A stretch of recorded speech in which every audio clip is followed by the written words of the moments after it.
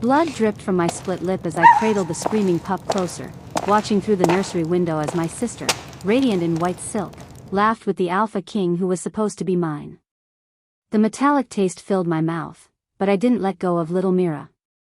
Her claws had caught my face during her shift, but it wasn't her fault. None of this was her fault. "Shoo, sweetheart," I whispered, rocking her small, trembling body. "You're safe now. I've got you." 3 months ago, I had been the chosen one. Arya Moonridge, selected by the moon goddess herself to be Alpha King Dante's second mate. My father had been a respected beta in the Silver Crest Pack. My future had been golden. Then came the accusations. Embezzlement. Treason. My father's sudden death in a cell before he could defend himself. And just like that, my title was stripped away like tissue paper in the rain. Celine, my older sister, had wasted no time stepping into the vacancy I'd left. She'd always been the beautiful one, the charming one. While I'd spent my days in the pack library or helping in the kitchens, she'd practiced her smile in mirrors and perfected the art of saying exactly what people wanted to hear. Now she was draped on Dante's arm like an expensive accessory, while I was here in the nursery wing of the palace, covered in scratches and blood, doing the job no one else would touch. Myra's sobs finally quieted to hiccups. Her small fingers clutched my shirt as her body settled back into her human form, a tiny 4-year-old girl with dark curls and her father's gray eyes. "There you go," I murmured, carrying her to the cushioned window seat where her brothers waited. "See? You're okay." Kai, the eldest by minutes, watched me with those unsettling gray eyes that seemed far too knowing for a child. His brother Finn sat beside him, picking at a loose thread on his pajamas, his face still blotchy from his own crying fit an hour ago. The triplets were considered cursed. Their mother, Luna Isadora, had died bringing them into the world, and from their first shift at age 2, something had been wrong. They transformed without warning, without control. Other nursemaids had quit after being clawed or bitten. The pack whispered that the pups carried their mother's death like a disease. But I didn't see cursed children when I looked at them. I saw 3 terrified babies who missed their mother and couldn't understand why their bodies betrayed them. "Miss Arya?" Kai's voice was small. "Your lip is bleeding." I touched my mouth and my fingers came away red. "It's nothing. Just a scratch." "Mira didn't mean it," Finn said quickly, always the peacemaker. "She got scared." "I know, honey." I grabbed a clean cloth from the basket by the rocking chair and pressed it to my lip. The wound was already healing, Omega or not, I was still a werewolf. Nobody's in trouble. Through the window, I could see the palace gardens where white tents were being erected for tomorrow's ceremony. My ceremony. The one where I should have been bonding with the Alpha King, joining my life to his, becoming mother to these 3 precious pups who desperately needed someone to love them. Instead, Celine would wear the Luna's crown. Celine would speak the vows. Celine would stand beside Dante while the pack howled their approval. My chest ached with a bitterness I couldn't quite swallow. "Miss Arya?"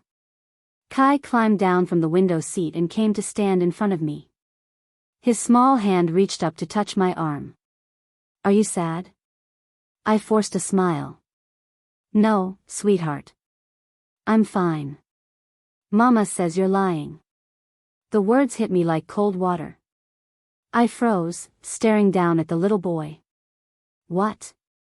Kai's expression was matter-of-fact, as if he'd commented on the weather. "Mama says you're sad because the mean lady is taking what should be yours. She says you're supposed to be our new mother, not the mean lady." My heart hammered against my ribs. "Kai, who is Mama?" "Our Mama." He said it like I was being silly. "She comes when we shift. She talks to us." Finn nodded eagerly, abandoning his spot on the window seat. "She has yellow hair like sunshine. And she smells like roses. Luna Isadora."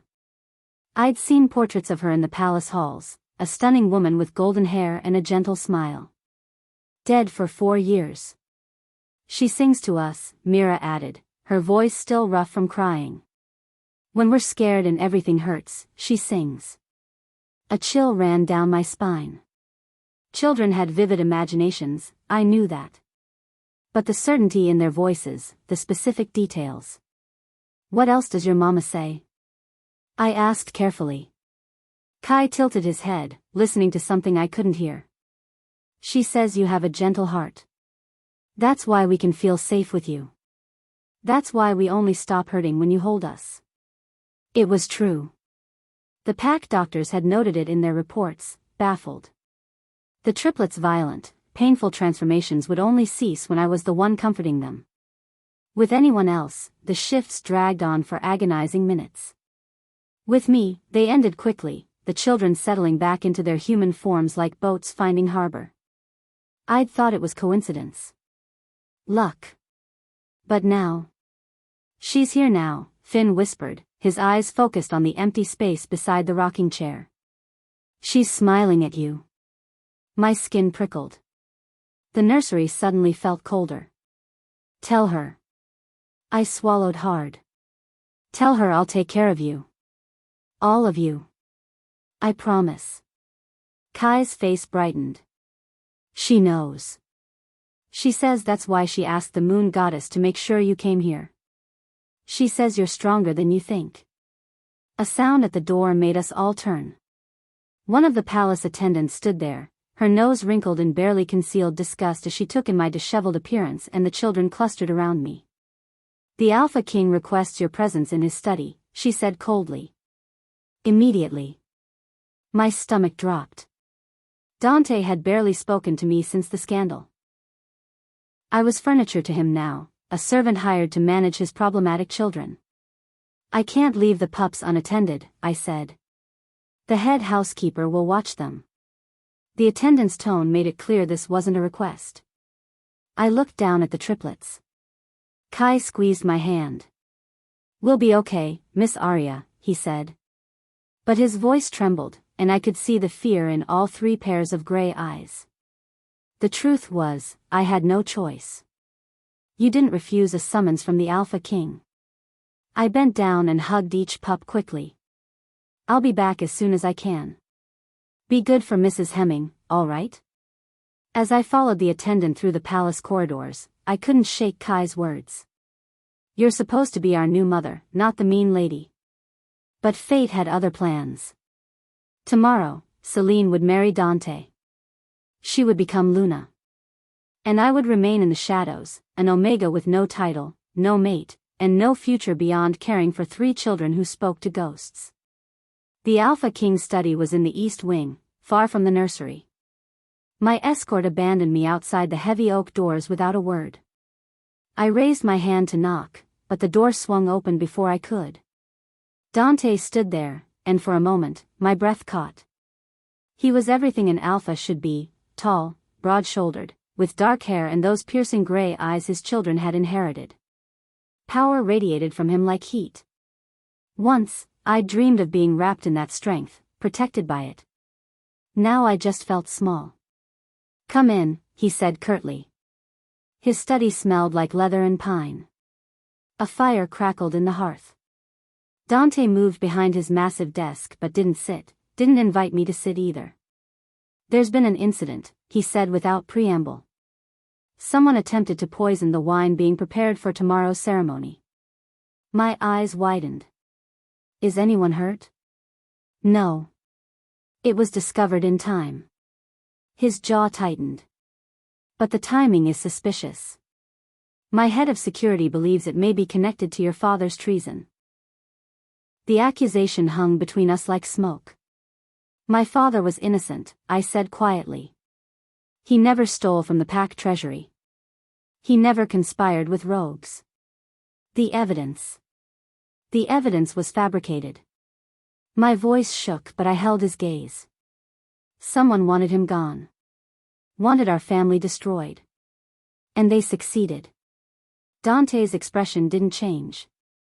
That's not why I called you here. Of course it wasn't. My father's innocence meant nothing now. My children, he continued. They've been calmer since you began caring for them. The violent episodes have decreased. They're good pups, I said. They just need patience and after tomorrow, you'll move into the family wing. You'll have rooms adjacent to the nursery and serve as their permanent caretaker. My heart lurched. Living in the family wing meant watching Dante and Celine play at being the perfect couple every single day. Your sister suggested sending the children to a remote PAC facility, Dante added, his voice flat. A place that specializes in problematic shifters. Horror flooded through me. No. You can't. I don't intend to. For the first time, something flickered in his eyes. But Celine will be Luna. Her word will carry significant weight. The only way to ensure the children stay here is to prove they're improving. That they can be controlled. They're not wild animals, I said sharply. They're your children. His jaw clenched. I'm aware. The subtext was clear. Prove the pups could be managed, or lose them to some facility where they'd be treated like experiments. I'll do whatever it takes, I said. Dante nodded once. You're dismissed. I turned to go, but his voice stopped me. Aria. I looked back. Your lip. Make sure the palace healer tends to it properly. Then he looked away, back to the papers on his desk, and I was dismissed for real this time. As I walked back through the empty corridors, I touched my split lip.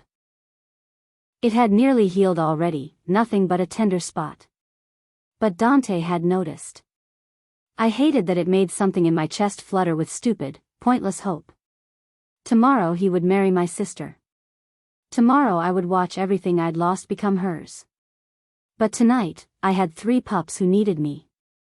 3 children who spoke to their dead mother and saw me as something more than a disgraced Omega. You're supposed to be our new mother. Maybe I couldn't be their mother in the way that mattered. Maybe I'd never stand beside Dante as his mate or wear the Luna's crown. But I could keep them safe.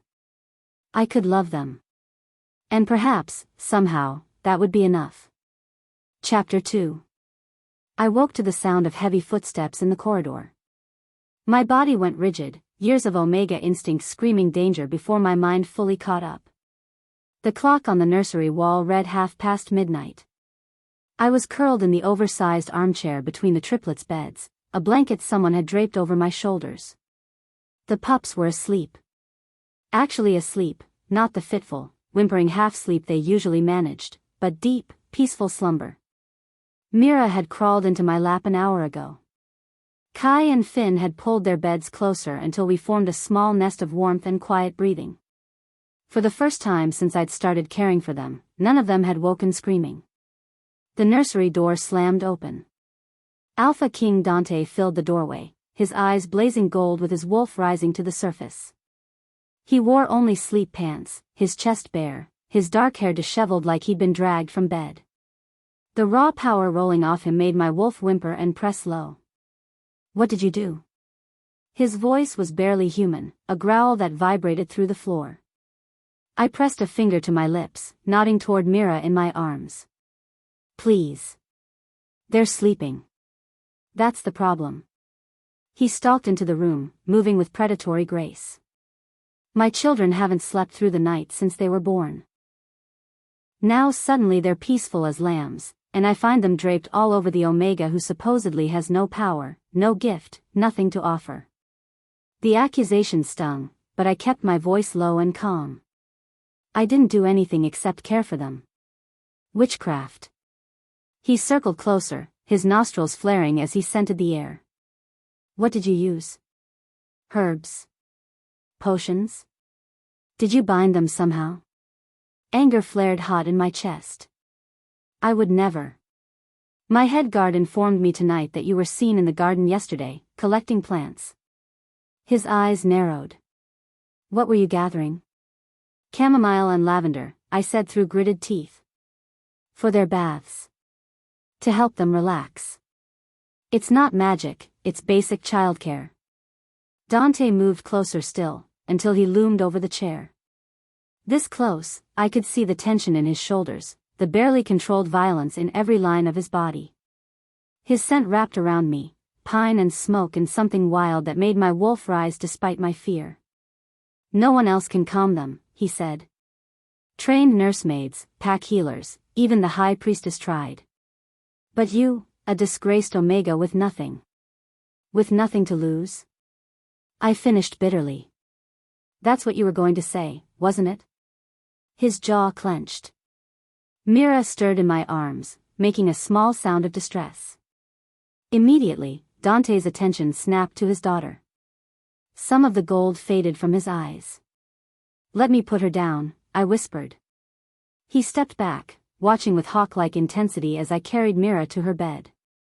She didn't wake, just curled onto her side with her thumb finding her mouth. I tucked the blanket around her gently, brushing dark curls from her forehead. When I turned back, Dante was staring at me with an expression I couldn't read. They've never. He stopped, seeming to struggle with the words. Even with Isadora, before she died, they were difficult. She loved them desperately, but they exhausted her. The priest said it was because 3 pups at once was too much for her body, that the strain killed her. Grief flickered across his face, raw and real. For a moment, he wasn't the cold alpha king who'd dismissed me from his study. He was just a father who'd lost his mate and didn't know how to help his children. They're not cursed, I said softly. They're just scared. They shift when they're frightened or upset, and shifting at their age hurts because their bodies aren't ready. It becomes a cycle. Fear causes shifting, shifting causes pain, pain causes more fear. And you break the cycle how? By not being afraid of them. I moved to check on Kai and Finn, adjusting their blankets. Everyone else flinches when they shift.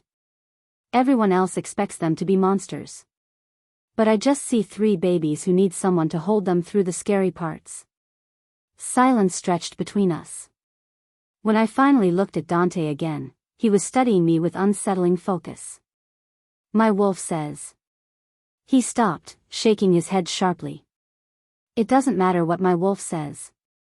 But I'd heard the rumors about alpha wolves.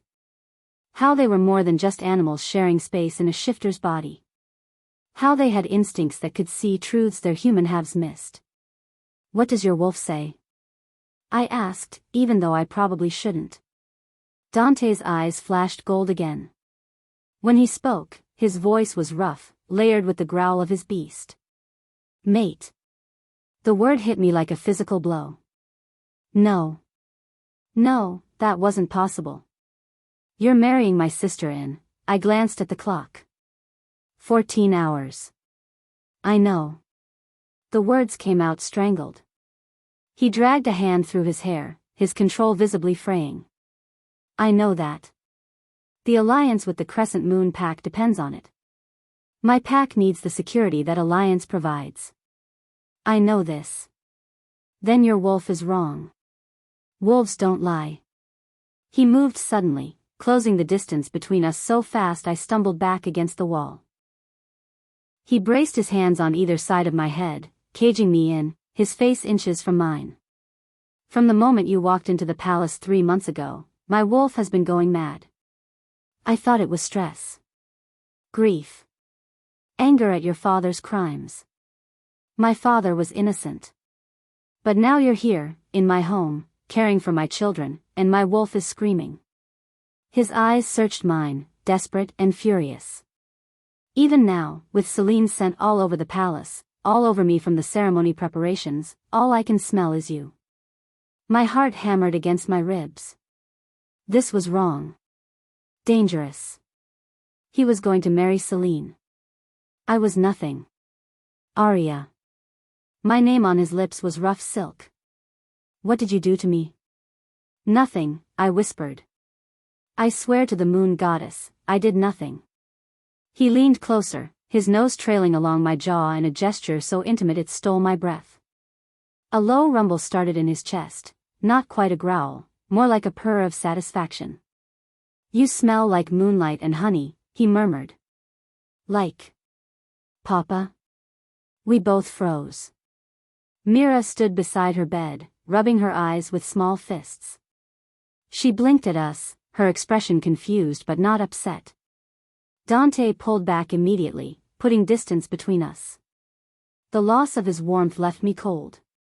"Go back to sleep, little one," he said, his voice gentling. But Mira padded over, her bare feet silent on the carpet. She looked up at me, then at her father. "Why are you being mean to Miss Arya?" she asked. "She smells nice." Dante crouched down to his daughter's level. "What do you mean she smells nice?" "Like home." Mira said it simply, like it was obvious. "Like safe. Like." She scrunched up her face, searching for words. "Like when Mama sings to us. That kind of nice." Kai's voice came from his bed, thick with sleep. "She smells like the missing piece." "What missing piece?" Dante's voice sharpened. Kai sat up, his gray eyes luminous in the darkness. "The piece that makes the scary stop. Mama said we'd know her when she came." My throat tightened. The dead Luna's prophecy, spoken through children who shouldn't remember her. Dante stood slowly, his expression unreadable. Then, without warning, he threw his head back and changed.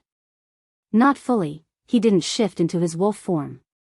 But his canines lengthened, his eyes blazed pure gold, and when he opened his mouth, a sound tore out that was more animal than man. He was scent marking. The alpha's territorial call resonated through the nursery, through my bones, through every instinct that told me to submit or flee. Power rolled off him in waves as he moved through the room, running his hands along the walls, the furniture, letting his scent permeate every surface. "Papa?" Finn's voice was small, frightened. "It's all right," I said quickly, moving to the boys' beds even as Dante continued his claiming. "Your father is just protecting you." But that wasn't all he was doing. Every time Dante's scent washed over me, pine and smoke and alpha dominance, something in my chest pulled tight. My wolf rose, not in fear but in answer, and I had to grip the bedpost to keep from swaying. This was a claiming. Not just of the room, but of everyone in it. When Dante finally stopped, he was breathing hard, his chest heaving. His eyes found mine across the room. "No witch could fake what I just felt," he said hoarsely. "My wolf recognized you. Fully. Completely." He shook his head like he could dislodge the truth. "But it's impossible." "Yes," I agreed, even as my wolf whined in protest. "It's impossible. The ceremony is in hours." "I know. Celine is," he cut himself off, his face twisting. "She's your bride," I finished. The words tasted like ash. "Your political alliance. Your pack's future." Dante moved toward the door, then stopped. His hands clenched into fists at his sides. "My wolf has been rejecting Celine's scent for weeks," he said quietly. "At first, I thought it was normal. Adjusting to a new mate after Isadora. But it's getting worse. Today, when she touched my arm, I nearly shifted and threw her across the room. Ice slid down my spine. That's not possible. Wolves might not love their chosen mates, but they don't reject them. Not like that." "I know." He looked back at me, and the vulnerability in his eyes made my chest ache. "But every time she's near me, my wolf snarls. Every time she speaks, he wants to run. And every time you're close." He shook his head. "I can barely control him." "What are you going to do?" The question hung between us, weighted with everything we couldn't say. Dante's expression hardened, the vulnerability disappearing behind his alpha mask. "My duty. The alliance must hold. My pack needs the crescent moon's support, especially now with the rogue attacks increasing." He straightened his shoulders. "Whatever my wolf wants doesn't matter." He strode toward the door, but paused with his hand on the frame. "Stay away from the ceremony tomorrow," he said without looking back. "Don't watch. Don't." His voice roughened. "Just stay here. With the children." Then he was gone, the door closing softly behind him. I stood in the center of the nursery, Dante's scent wrapped around me like a brand, my wolf howling with loss for something we'd never had. Miss Arya? Mira climbed out of bed and wrapped her arms around my legs. Why is Papa sad? I don't know, sweetheart. But I did know. Dante was caught between duty and instinct, between what his pack needed and what his wolf demanded. And there was no good answer. I gathered all 3 pups into the armchair with me, holding them close as the sky outside slowly lightened toward dawn. In a few hours, Dante would marry Celine. The bond between us, whatever it was, would be buried under political necessity and pack law. I should have felt relieved. I should have been grateful that he was honoring his commitment, that he wasn't acting on whatever impossible pull existed between us. Instead, I just felt hollow. Kai pressed his small hand against my chest, right over my heart. Mama says it's not over, he whispered. She says the moon goddess doesn't make mistakes. I wanted to believe him. But I'd learned the hard way that the moon goddess's plans didn't always include happy endings for omegas like me. Chapter 3. The morning of the ceremony, I kept my promise to Dante. I stayed in the nursery wing, far from the gardens where white flowers bloomed and silk banners snapped in the wind. Far from the great hall where my sister would speak vows that should have been mine. The triplets were restless. They felt the tension thrumming through the palace, the excitement and chaos of a royal mating ceremony. Kai kept asking why we couldn't go watch. Mira cried twice for no reason. Finn shadowed me so closely he was practically attached to my hip. Miss Arya? Finn tugged my skirt as I tried to coax Mira into eating lunch. Why does your face look sad? I'm not sad, I lied, forcing brightness into my voice. I'm just tired. But children always knew.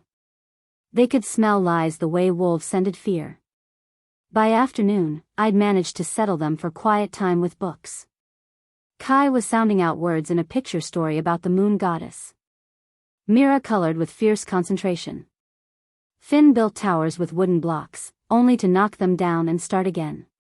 I was folding the clean laundry the servants had brought when Celine glided into the nursery.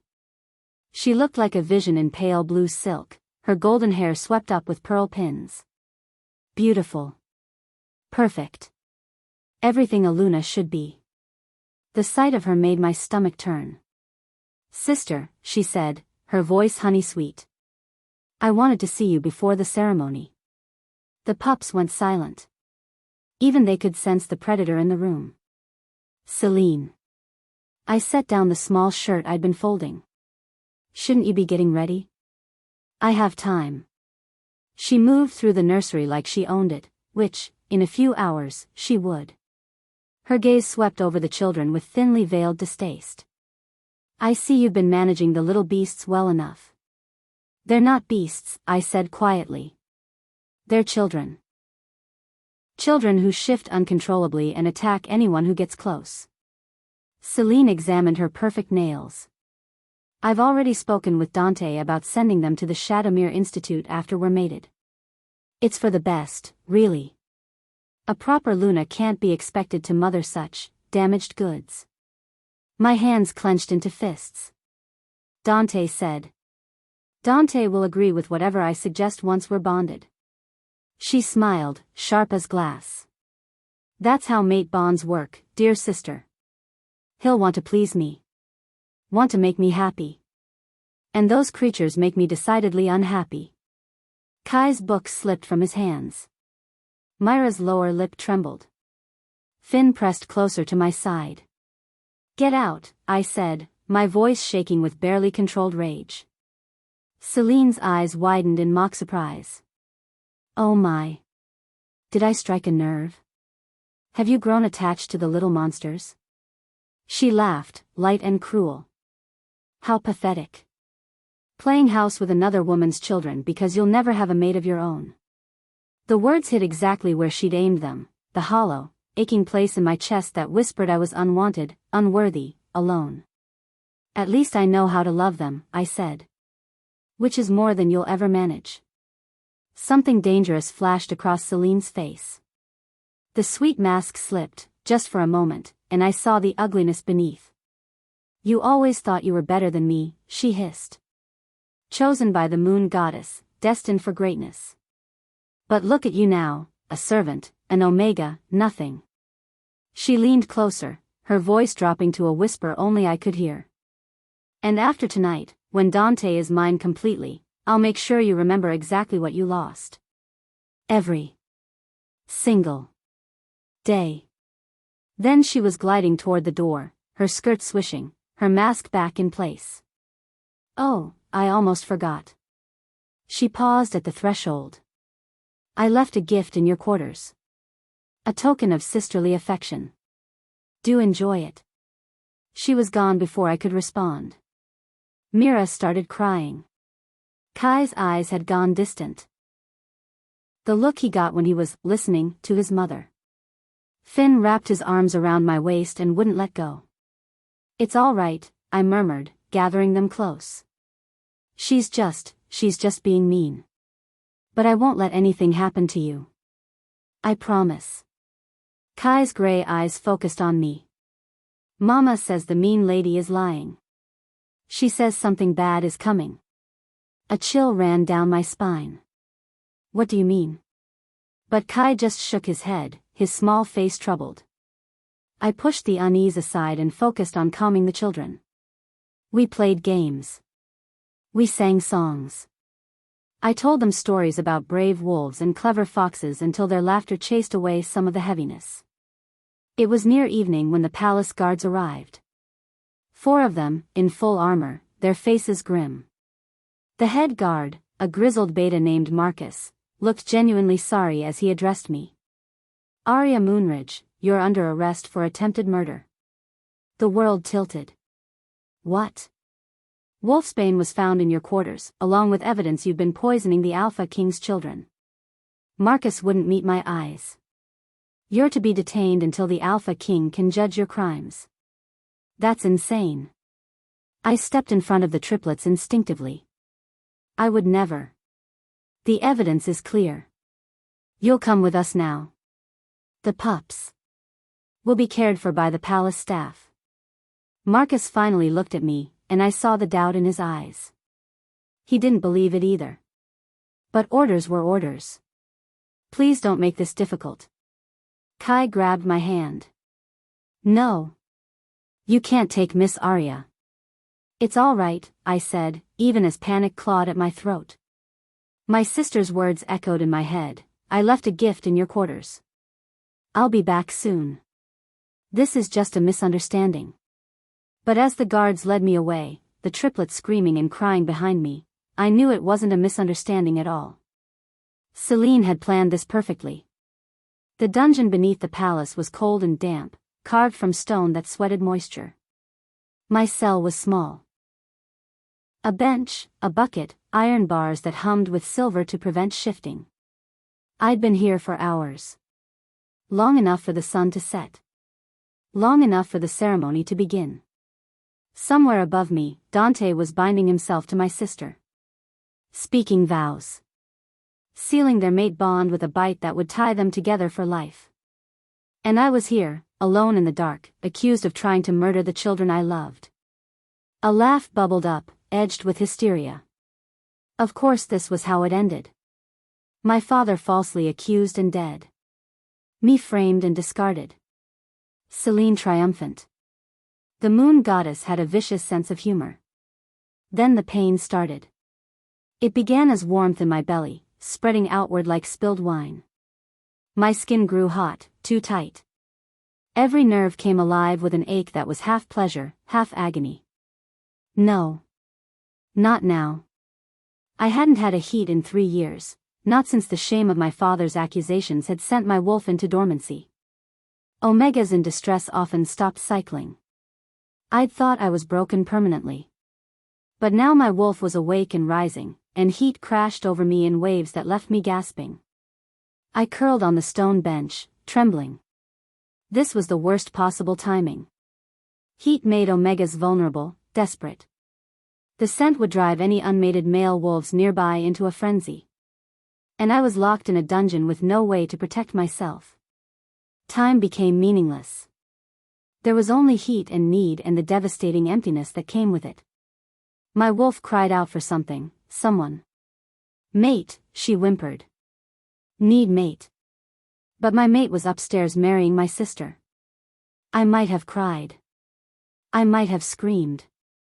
I honestly wasn't sure. Then I heard them. Small voices, calling my name. The sound of claws on stone. Miss Arya. We're coming. Hold on. The triplets. Oh goddess, the triplets were in the dungeons. I forced myself upright, swaying with fever and disorientation. 3 small wolves appeared at the end of the corridor, one black, one gray, one russet brown. They moved with purpose. With control. Not the wild, painful shifting I'd always seen, but smooth and sure. How? My voice came out hoarse. How did you get down here? The black wolf, Kai, shifted back to human form. He stood there naked and proud, like shifting was the easiest thing in the world. We followed your smell, he said. And Mama showed us the way. Finn and Mira shifted too, both of them grinning despite being bare and covered in dust from crawling through goddess knew what. We shifted on purpose. Mira announced. It didn't even hurt. We're not cursed anymore, Finn added. Mama said we just needed you close. They pressed against the bars, their small hands reaching for me. I stumbled forward, grasping their fingers, anchoring myself to their warmth. You shouldn't be here, I managed. It's not safe. I couldn't explain heat to 4-year-olds. I'm sick. You need to go back. No.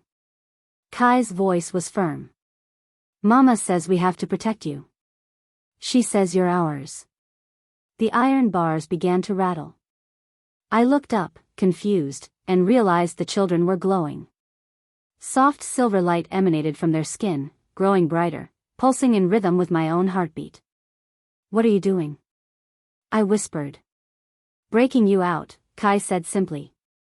The bars screamed. Metal bent, silver coating flaking away like old paint. Impossible, children shouldn't have this kind of power. The silver should have burned them. But the bars twisted apart like taffy, and suddenly the triplets were inside the cell, their small bodies pressing against mine. The moment they touched me, the heat eased. Not completely, but enough that I could breathe. Enough that the desperate ache became bearable. See? Mira said happily. We make you better, and you make us better. Footsteps thundered down the corridor. Dante appeared, still in his ceremonial clothes, black leather and silver embroidery, marks of rank across his shoulders. His eyes blazed gold as he took in the scene. The twisted bars, his children inside the cell, me huddled on the floor in the grip of heat. His nostrils flared. He'd scented what was happening to me. Papa. Kai turned to face his father, placing himself between Dante and me. You can't let them hurt Miss Arya. She didn't do anything wrong. The wolfsbane, Dante started. The mean lady put it there, Finn interrupted. We heard her tell her maid. She wanted Miss Arya gone. Dante went very still. Celine? She said bad things, Mira added, her voice going tight. She said she was going to send us away. But then Miss Arya said no, and the mean lady got angry. I watched understanding dawn across Dante's face, followed by fury so intense it made the air shimmer. Where is your sister? He asked me, his voice deadly calm. I don't know. I struggled to focus through the haze of heat. Shouldn't you be, the ceremony? The ceremony was interrupted when my children disappeared. He moved closer to the bars, what remained of them. Half the palace is searching. I followed their scent here. He crouched down, his eyes level with mine. This close, his scent was overwhelming, pine and smoke and alpha power that made my wolf keen with want. You're in heat, he said quietly. I know. I closed my eyes, humiliation burning through me. I'm sorry. I don't, it hasn't happened in years. I can't control it. Don't apologize. His voice roughened.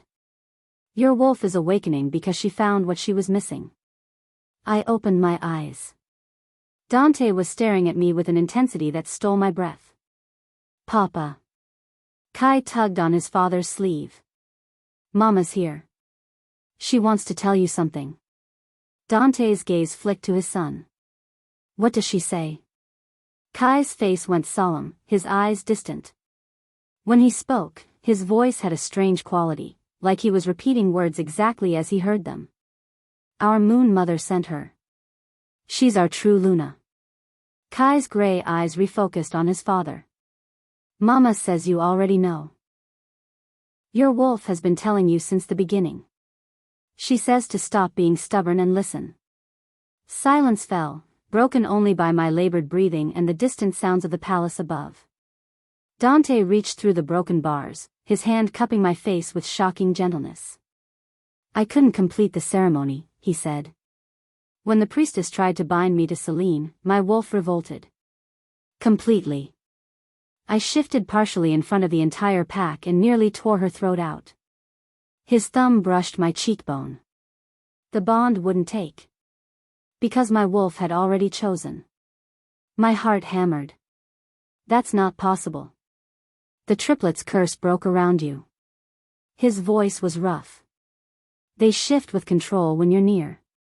They sleep peacefully in your arms. They risked everything to save you. He leaned closer, his forehead nearly touching mine through the bars. You're their fated mother. The bond their birth mother created before she died. I don't understand. Neither do I. He pulled back, standing. But I'm done fighting it. Done pretending duty matters more than what the moon goddess clearly intended. He gripped the twisted bars and pulled, metal shrieking as he tore them completely apart. Then the Alpha King stepped into my cell, gathered me and his children into his arms, and carried us all out of the darkness. Chapter 4. Dante carried us through the palace corridors like we weighed nothing, me burning with heat fever, 3 naked children clinging to his neck. Guards stumbled out of our way, their faces shocked. Servants pressed against walls, whispering. The Alpha King had abandoned his ceremony to rescue an Omega from the dungeons. The scandal would be immediate and brutal. Your Majesty, Marcus appeared, slightly out of breath. The guests are waiting. Lady Celine is. I don't care. Dante's voice was ice and iron. Get the pack healer to my chambers. Now. But the ceremony. Will proceed when I'm ready. Not before. He took us to his private wing, rooms I'd never seen, decorated in dark woods and deep greens. He set the children down gently on a massive couch, then carried me to his bedroom. His scent was everywhere. It wrapped around me, easing the worst of the heat's edge even as it made my wolf whine with desperate want. I shouldn't be here, I managed. Your bride. Is not my bride. He laid me on his bed with careful hands. And never will be. The healer arrived, an elderly woman named Marta who'd served the pack for 40 years. She took one look at me and her expression softened. Heat presentation after dormancy, she murmured, pulling supplies from her bag. Poor thing. This must be agony. She gave me something bitter to drink that dulled the worst of the fever. Then she shooed Dante out while she helped me into clean clothes, soft pants and a shirt that smelled like the Alpha King. By the time she finished, I could think almost clearly again. The pups? I asked. Being tended by trusted staff. Marta patted my hand. Don't worry, child. They're safe. I didn't poison them. The wolfsbane wasn't. I know. She smiled gently. Those children love you. Anyone with eyes can see it. And the Alpha King.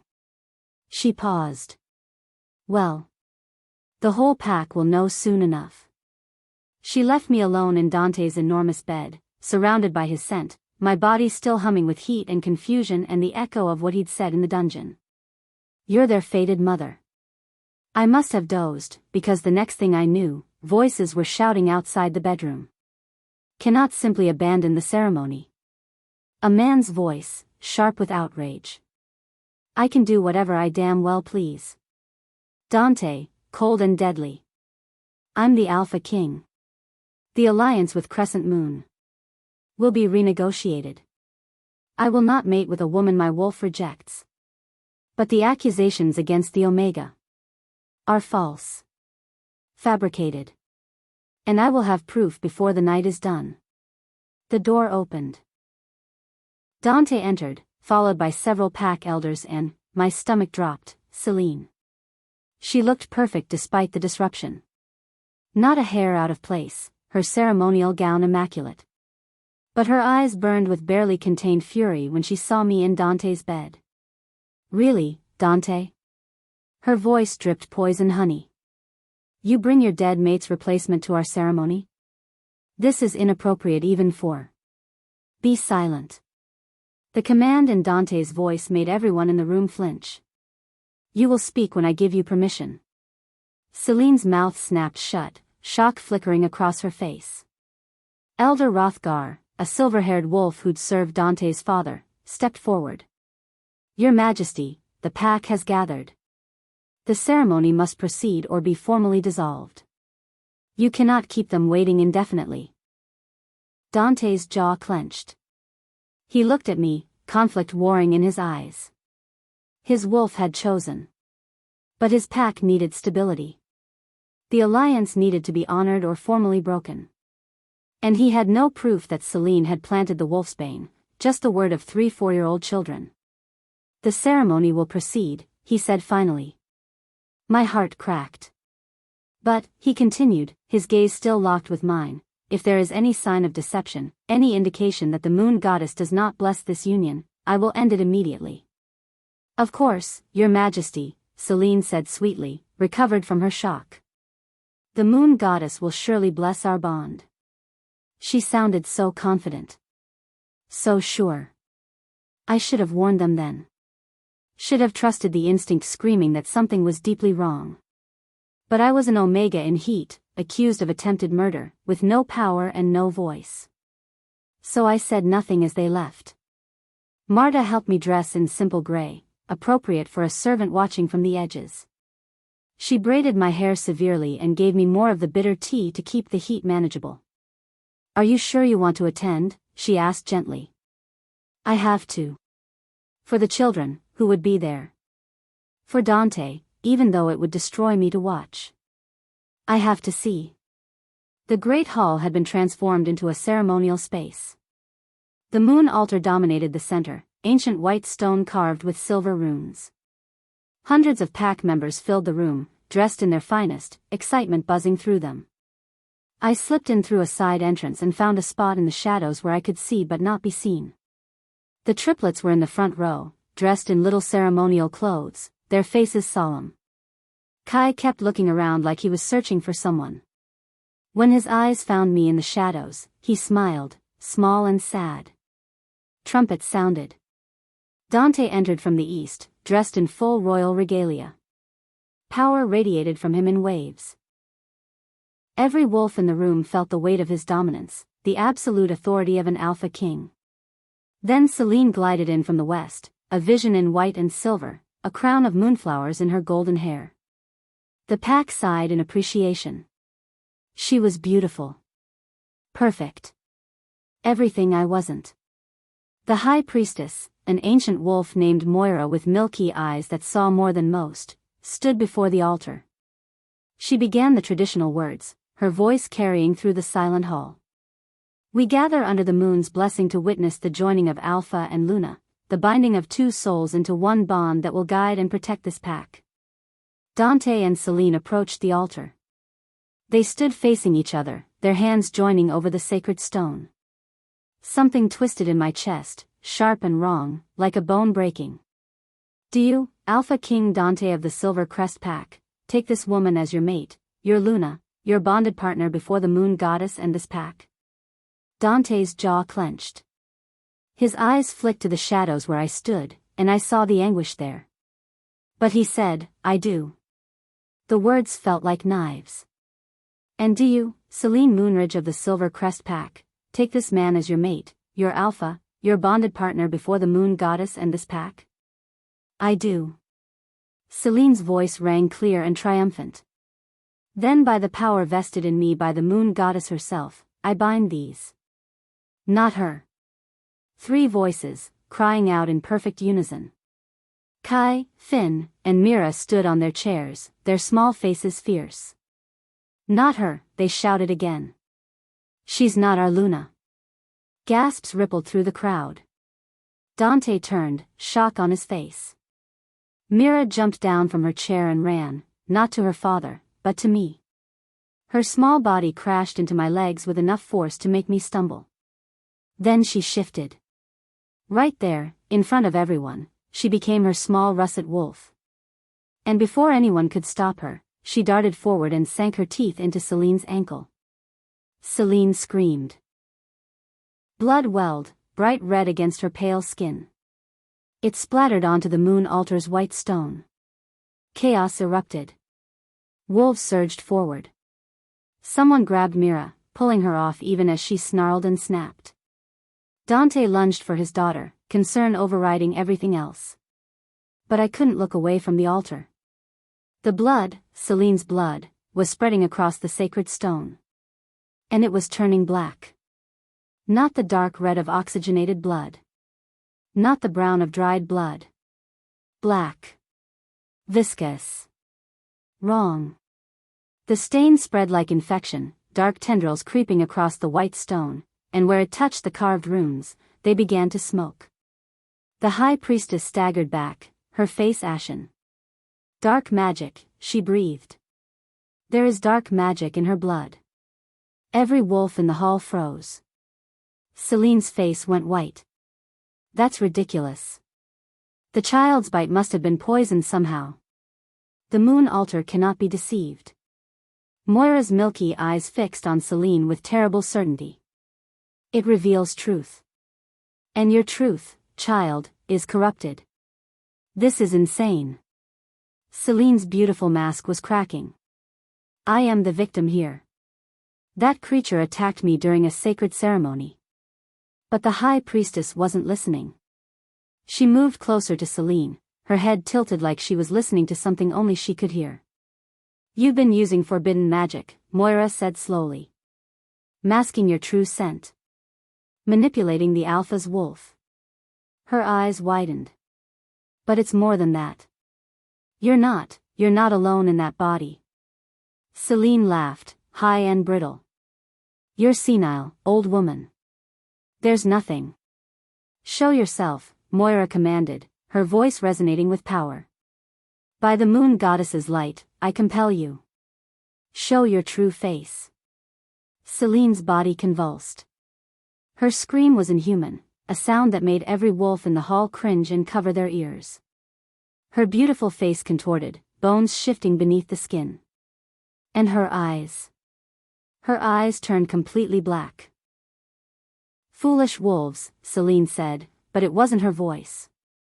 It was something older, colder, layered with malice. Did you really think the moon goddess was the only power in this world? Dante moved with alpha speed, putting himself between the possessed Celine and his children. What are you? I am hunger. The thing wearing my sister's face smiled, and its teeth were too sharp, too many. I am the shadow that feeds on your precious bonds. And your alpha power. It licked its lips. Will make me strong enough to consume this entire pack. It lunged, not at Dante, but at the children. I moved without thinking, throwing myself between the creature and the triplets. Dark magic slammed into me like a physical blow, and I went down hard. But I'd bought Dante a second. He shifted, a massive black wolf with eyes like molten gold. His howl shook the rafters, a call to arms that brought every warrior in the pack to alertness. The thing in Celine's body hissed and writhed, dark energy pouring off it in waves. You cannot kill it without killing your mate's sister. The human soul still lives within. Dante hesitated, just for a heartbeat. And in that moment, something snapped. I felt it like a rope pulling taut, then catching fire. A connection that had been reaching, searching, finally finding its other half. Silver light exploded from my chest. I gasped, staggering to my feet. The light formed a thread, brilliant and beautiful, that stretched across the room. To Dante. The thread wrapped around him, sank into his chest, and the moment it did, I felt everything. His rage. His fear. His desperate, all-consuming need to protect his children. His wolf's absolute certainty about me, mate, mate, mate. And beneath it all, a love so fierce it took my breath away. The mate bond. It had snapped into place between us, visible to every single wolf in the hall. An undeniable thread of silver light that proclaimed us bonded more surely than any ceremony ever could. The possessed Celine shrieked. No. This wasn't, you were supposed to be broken. The Omega was supposed to be nothing. But I wasn't nothing. I was the Alpha King's true mate. And as silver light blazed between us, as Dante shifted back to human form and our eyes locked across the chaos of the disrupted ceremony, I felt my wolf rise fully for the first time in years. Not broken. Not dormant. Finally, completely whole. Arya, Dante breathed, and in that moment, nothing else mattered. Not the entity wearing my sister's skin. Not the shocked pack surrounding us. Not the political alliance in ruins. Just the bond humming between us, singing with recognition and rightness and fierce, undeniable truth. The moon goddess had spoken. And her answer was written in silver light for all to see. Chapter 5. The mate bond hummed between us like a living thing, silver and insistent, demanding acknowledgement. Dante felt it. I knew he did. Every time our eyes met across a room, every time he entered a space where I stood, the bond pulled taut, singing with need. But he wouldn't touch me. 3 days had passed since the ceremony's destruction. 3 days since Celine, or the thing wearing her, had fled into the wilderness beyond pact borders.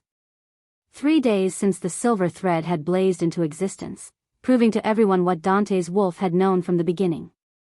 We were mates. True mates, blessed by the moon goddess herself. And Dante was doing everything in his power to ignore it. The Alpha King is in meetings, his assistant told me for the 3rd time that day. He cannot be disturbed. I stood outside Dante's study, my hands still raised to knock, frustration and hurt warring in my chest. Through the bond, I could feel his presence on the other side of the door. Feel his wolf pacing, agitated, desperate to get to me.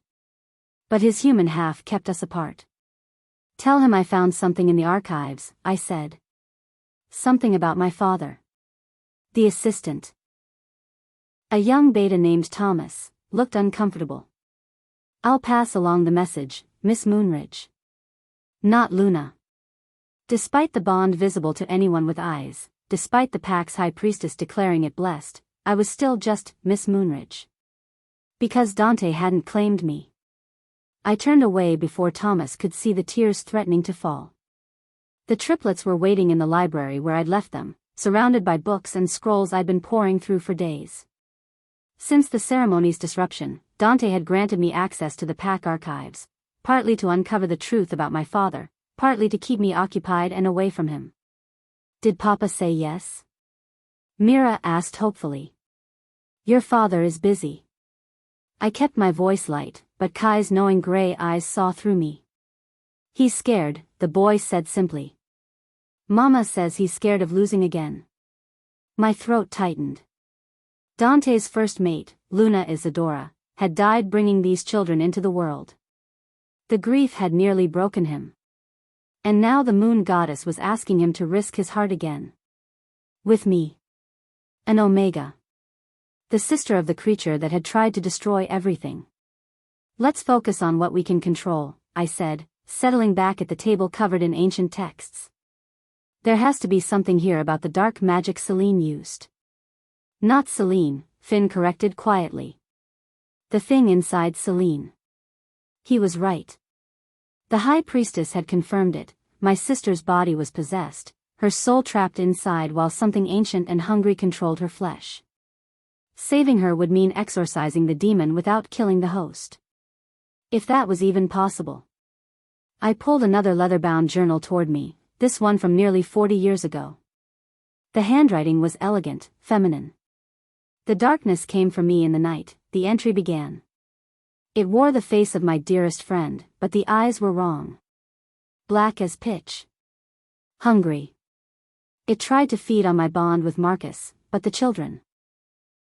The entry ended abruptly, the rest of the page torn out. Miss Arya? Kai touched my arm. Your hands are shaking. I set the journal down carefully. I'm fine. But I wasn't. Because this wasn't the first account I'd found. In the past 3 days, I'd uncovered 7 other journals, spanning 2 centuries, all describing similar attacks. A trusted friend or family member suddenly changed. Eyes turning black. An insatiable hunger for the bonds between mated pairs. And always, it targeted the Luna, the Alpha King's mate. It's happened before, I murmured. Whatever possessed Celine, it's ancient. It's been hunting Alpha bloodlines for generations. Looking for something, Kai said, that distant look in his eyes again. Mama says it's looking for the bloodline strong enough to destroy it. A chill ran down my spine. What bloodline? Before Kai could answer, the library doors burst open. Dante strode in, power rolling off him in waves. His eyes found mine immediately, and the bond flared so intensely I gasped. You found something, he said. Not a question. I stood, willing my voice steady. About my father. And about the entity possessing Celine. His jaw clenched. Show me.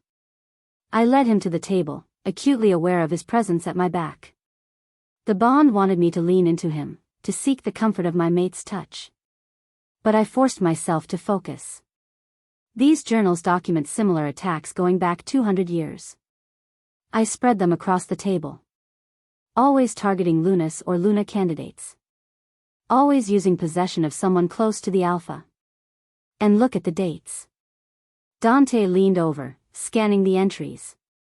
They're roughly 25 years apart. A generation, I confirmed. It attacks, feeds, then goes dormant. Waiting. For what? I pulled out the oldest journal I'd found, the leather cracked and brittle with age. This entry is from the first recorded attack. It mentions a prophecy. Dante's eyes narrowed. What prophecy? I read aloud, my voice shaking slightly. The devourer will hunt the Alpha's line until it finds the one it cannot consume, the guardian born of moon and mercy, whose heart holds no shadow. Only she can break the cycle. Only she can end the hunger. Silence fell, heavy and profound. Moon and mercy, Dante said slowly. Your family name. Moonridge. It's more than that. I pulled out another document, this one I'd found just an hour ago, hidden in a false bottom of an archive box. My father's lineage. I traced it back. I spread the family tree across the table. Dante leaned closer, and his scent, pine and smoke and alpha, made my wolf whine. Your bloodline, he breathed. It goes back to the first pack. To the moon goddess's original chosen. I nodded, my hands trembling. My ancestor was the first healer blessed by the goddess. Her gift was purification, she could cleanse corruption from wolf souls. I met Dante's eyes. That's why the devourer targeted my father. It was trying to eliminate the bloodline before I came of age. But your father died 3 years ago. You were already of age. I was also supposed to be your mate. The words hurt to say. Bonded to you, protected by the Alpha King's power. The devourer couldn't touch me directly. Understanding dawned across Dante's face. So it discredited your father. Destroyed your reputation. Made sure you'd be cast aside, vulnerable. And ensured Celine would be chosen instead. I pulled out the final piece, the evidence I'd been searching for. Look at these financial records. The embezzlement my father was accused of. The transactions were made using dark magic to forge his signature. And the witness, who testified against him, disappeared 2 days after the trial. Dante finished, scanning the document. Presumed dead. Killed by the same entity now possessing my sister. I swallowed hard. My father was innocent. Everything was orchestrated to separate me from you, to make sure the prophesied guardian never bonded with the Alpha bloodline. Dante's hands clenched into fists. I should have investigated more thoroughly. Should have questioned. You had no reason to doubt the evidence. It was perfectly constructed. I touched his arm before I could stop myself, and the bonds sang at the contact. This isn't your fault. He pulled away like I'd burned him. The rejection stung, even though I understood it. There's more, I said quietly, pulling my hand back. About Luna Isadora. Dante went very still. What about her? She didn't die in childbirth. I opened the journal I'd been most afraid to show him. At least, not the way everyone thinks. The healer said it was complications from carrying triplets. That her body couldn't. The healers lied. I turned the journal so he could read the entry, written in a shaking hand, dated 4 years ago. This is from the midwife who attended the birth. She wrote this the night before she died. She says Luna Isadora's delivery was progressing normally. Difficult, but not fatal. Then someone entered the birthing room. Dante's face had gone pale. Who? She doesn't name them. Just says they had black eyes and a smile like death. I pointed to the passage. They touched Isadora during a contraction, and her life force began draining away. The babies came quickly after that, too quickly, violently, and Isadora died within minutes. The devourer killed her. Dante's voice was hollow. Why? Because she was carrying the next generation of the Alpha bloodline. I pulled out the prophecy again. The entity has been trying to end your line for generations. If it could kill the Luna and her unborn heirs, the bloodline would weaken. Dante's hands were shaking now. But the triplets survived. Barely. And they've been cursed ever since, shifting uncontrollably, in constant pain. I took a breath. Until I came. Dante's eyes snapped to mine. The prophecy speaks of a guardian, I continued. Someone to protect the bloodline. Your children calm around me because some part of them recognizes what I am. What I'm meant to do. Protect them from the devourer. Yes. I hesitated, then added, Luna Isadora knew. Somehow, before she died, she knew. That's why her spirit has been trapped between worlds. She's been watching over the children, waiting for me to arrive. That's impossible. Spirits can't. Your children speak to her, Dante. I kept my voice gentle. Every day. She's been guiding them, comforting them, keeping them safe until I could take over. He turned away, his shoulders rigid. This is insane. I know. And I did. Everything I'd uncovered sounded like myth and legend, not reality. But you've seen what Celine became. You've seen the mate bond form between us despite everything working against it. You know your children are different with me. Because you're kind to them. Because you're patient. Because I'm their guardian. I moved around the table, forcing him to look at me. Because the moon goddess blessed me with the power to protect your bloodline from the thing that's been hunting it for generations. The bond thrummed between us, desperate and demanding. Dante's eyes blazed gold as his wolf pushed forward. If this is true, he said roughly, if you're meant to protect my children, then that's all you are. A guardian. A caretaker. The words hit like a slap. That's not what the mate bond means. The mate bond was a mistake. He said it flatly, but I felt his anguish through our connection. The moon goddess got it wrong. Wolves don't lie about bonds. Then maybe we're both cursed. His control finally shattered. Maybe the devourer corrupted everything, including this. He gestured sharply at the silver thread still visible between us. I watched Isadora die in agony. I've spent 4 years failing my children, watching them suffer, unable to help them. And now I'm supposed to believe that mating with you, the sister of the creature that murdered my first mate, will somehow fix everything? The pain in his voice broke my heart. But his words shredded something vital inside me. I'm not asking you to love me, I said quietly. I know you loved Isadora. I know losing her nearly destroyed you. But the bond. I don't want the bond. The words tore out of him. I don't want to feel this pull toward you. I don't want to need you. I don't want. He stopped abruptly, his chest heaving. The triplets had appeared in the doorway. They must have been listening from the children's section of the library. Kai's face was pale, Finn's eyes swimming with tears, and Mira was already crying. Papa, Kai whispered. Mama says you're hurting Miss Arya. Dante's face crumpled. He looked at me, and for a moment I saw everything, his grief, his fear, his desperate, aching need for the bond he was rejecting. Then his alpha mask slammed back into place. Stay with the children, he said, his voice empty. Keep them safe. That's what you're here for.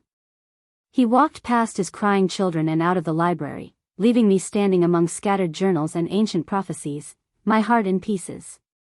The bond stretched between us, silver and yearning. But it was a connection to someone who didn't want me. Mira ran to me, wrapping her small arms around my waist. Don't cry, Miss Arya. Papa doesn't mean it. But he did. That was the problem. Kai approached slowly, that knowing look in his gray eyes. Mama wants to talk to you. What? I wiped my eyes hastily. She says it's time. She says you need to understand everything before the devourer comes back. He held out his small hand. She says to come to the memorial garden at midnight. She can show herself to you there.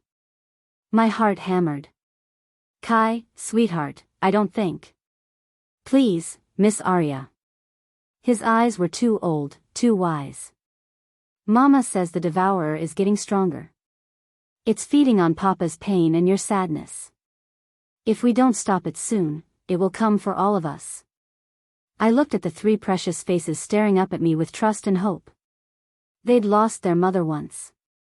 I wouldn't let them lose anyone else. All right, I said. Midnight.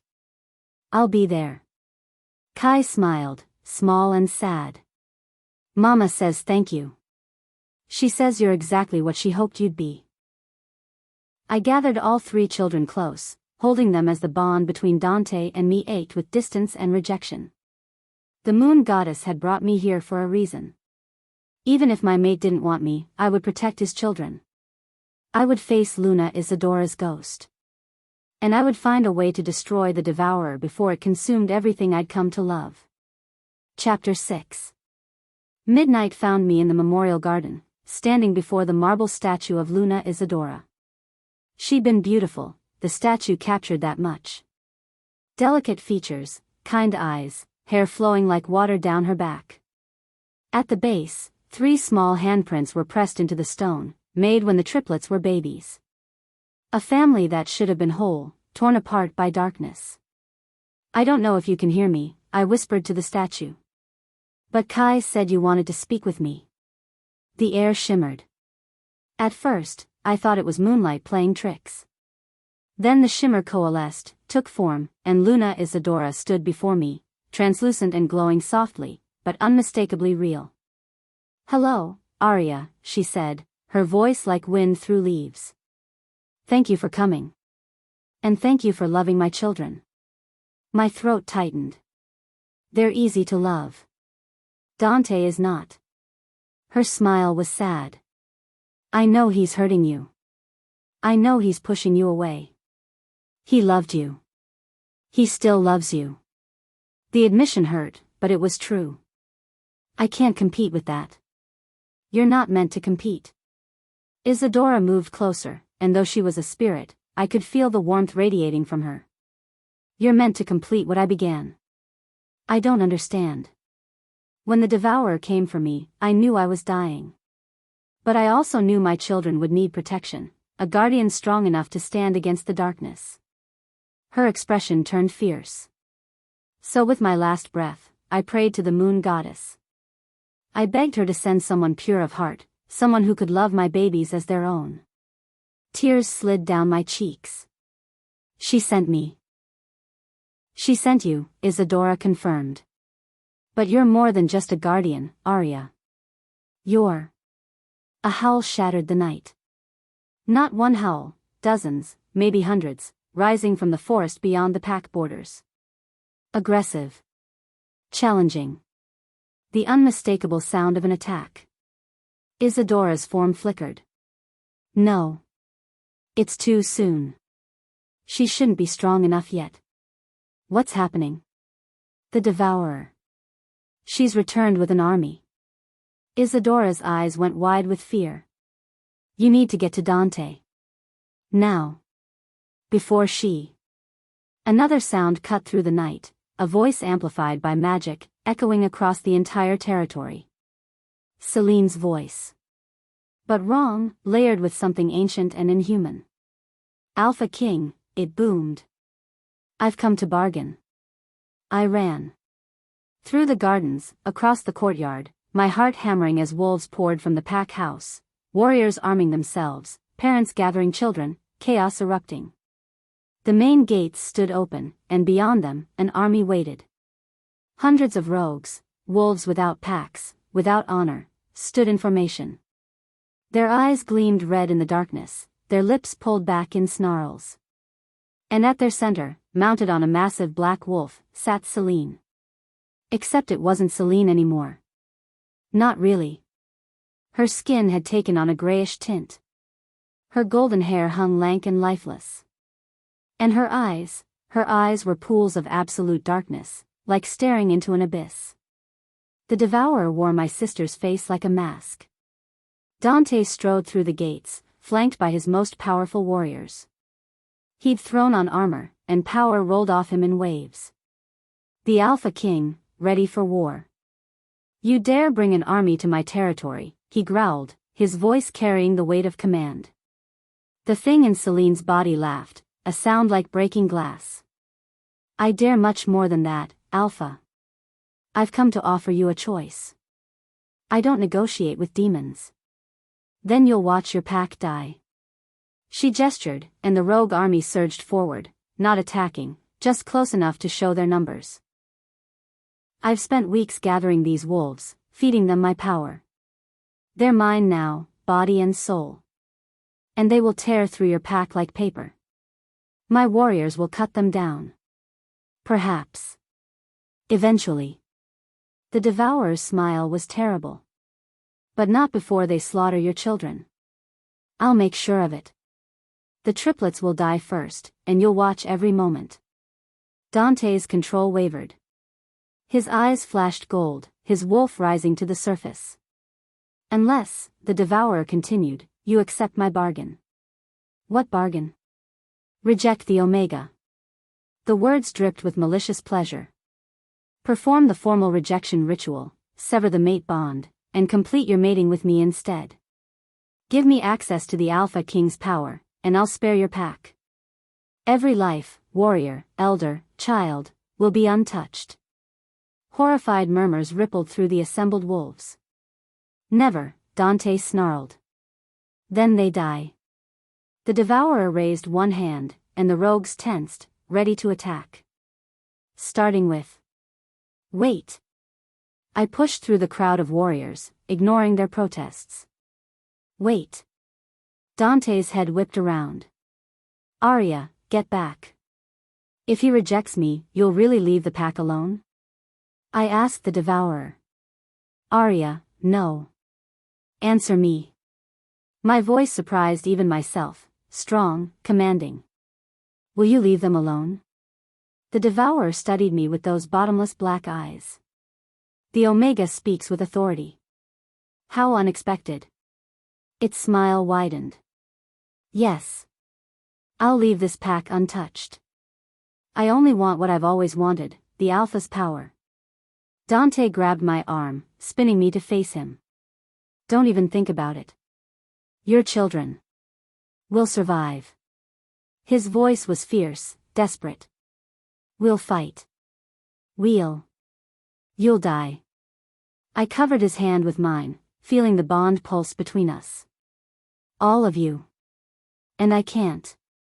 I won't let that happen. Through our connection, I felt everything he was feeling. The anguish of this impossible choice. The rage at being cornered. And underneath it all, the love he was so desperately trying to deny. Love for his children. Love for his pack. And love for me. Do it, I whispered. Reject me. Save them. Arya. Please. Tears streamed down my face. I can't watch your children die. I can't watch any of them die. If this is what it takes. How noble, the devourer crooned. The Omega sacrifices herself for love. How perfectly tragic.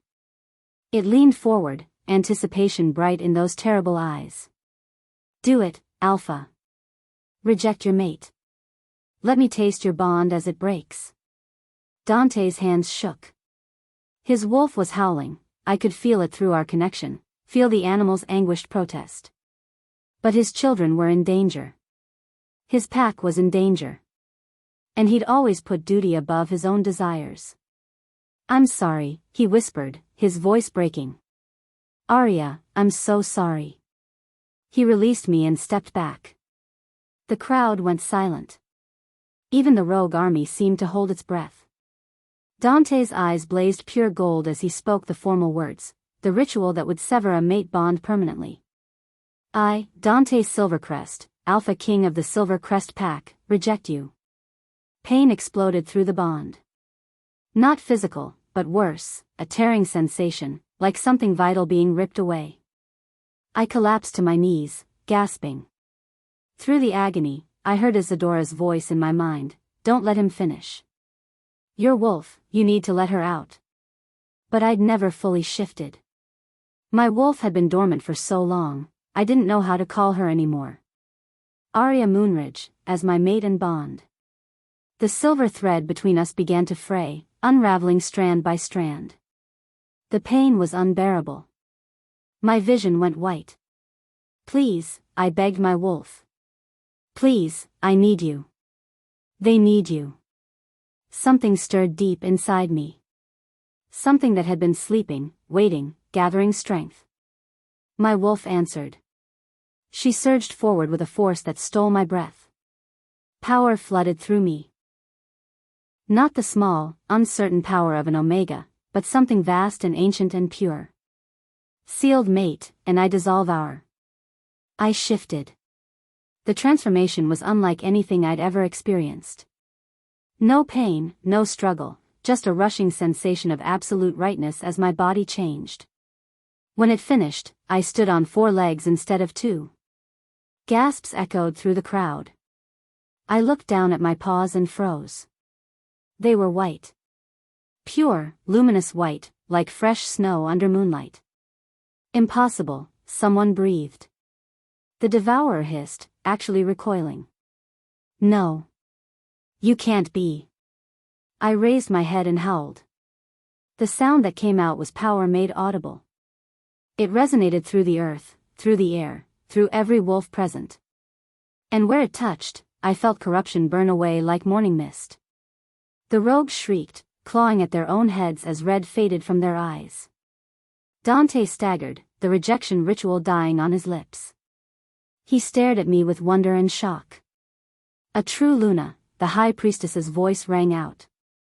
She'd appeared at the gates, her milky eyes wide. Born once every 1,000 years. The moon goddess's own champion. I turned my white wolf's gaze on the devourer. It was backing away now, Celine's body trembling. You're supposed to be dormant. The bloodline was supposed to be too diluted. I stalked forward, and wolves parted before me. Some dropped to their knees in reverence. Others simply stared, awestruck. You hurt my mate, I projected into the devourer's mind, my mental voice resonating with power. You threatened his children. My children. The bond is broken, it hissed. The rejection. But even as it spoke, I felt the bond snap back together, stronger than before, unbreakable now. Silver runes began appearing on my white fur, ancient symbols that glowed with holy light. Behind me, Dante gasped. I glanced back to see matching runes appearing on his skin, on his arms, his chest, his face. The mark of an eternal bond, one that transcended death itself. The rejection had failed. The devourer screamed with rage and lunged. And 3 small bodies interposed themselves between us. Kai, Finn, and Mira stood in a line, their eyes glowing pure silver. Not the gold of wolf eyes, but the silver of divine power. You cannot touch her, Kai said, his voice layered with something far older than a 4-year-old child. You cannot touch any of us. The moon goddess protects her own. Light exploded from the triplets, brilliant, blinding, holy. The devourer shrieked, its borrowed flesh burning. This isn't over. I'll come back, You'll face judgment, a new voice said. Luna Isadora appeared, no longer translucent but solid and glowing with power. She walked through the crowd like she'd never died, her presence radiating peace and authority. Your time is done, Ancient One, she told the devourer. The cycle ends tonight. The true Luna has awakened, the Alpha King's bond is sealed, and the vessels have been activated. She gestured to the triplets.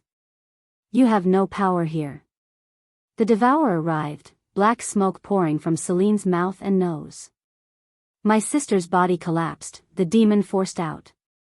The smoke tried to flee, but Isadora raised her hands and, with Kai, Finn, and Mira doing the same, they wove a net of silver light around it.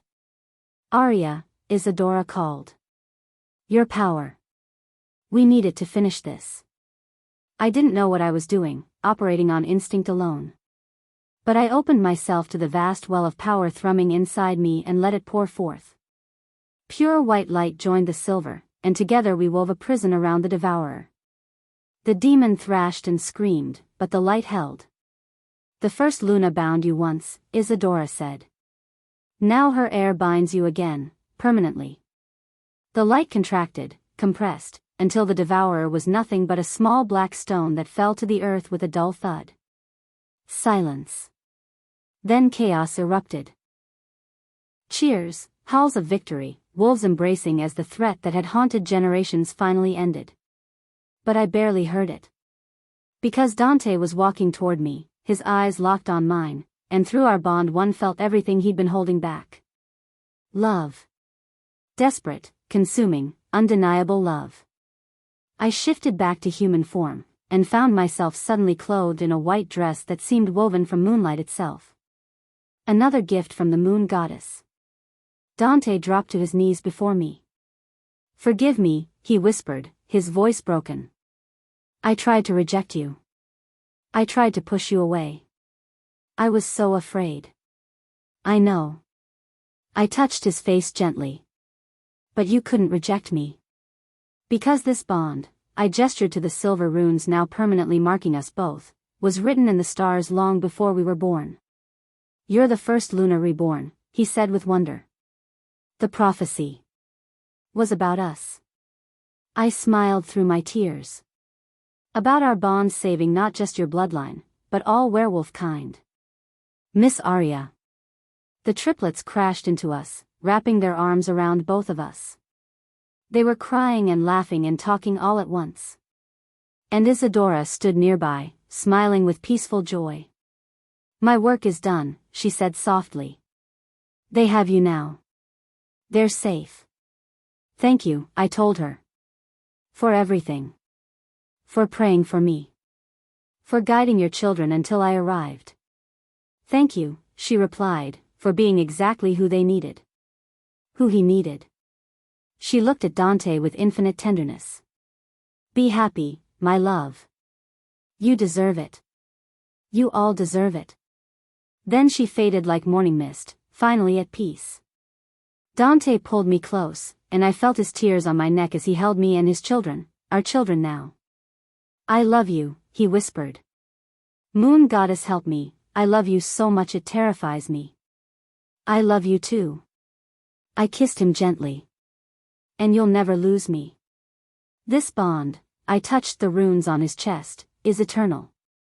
Around us, the pack howled their approval. The true Luna had awakened. The curse was broken. And our story was only beginning. Chapter 7. The celebration lasted exactly 12 minutes.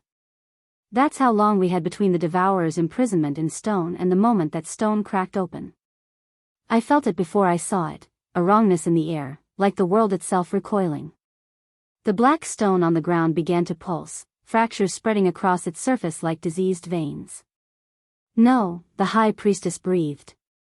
The binding should have held. The stone exploded. Black smoke erupted, but this time it didn't dissipate. It coalesced, grew, expanded into something massive and terrible.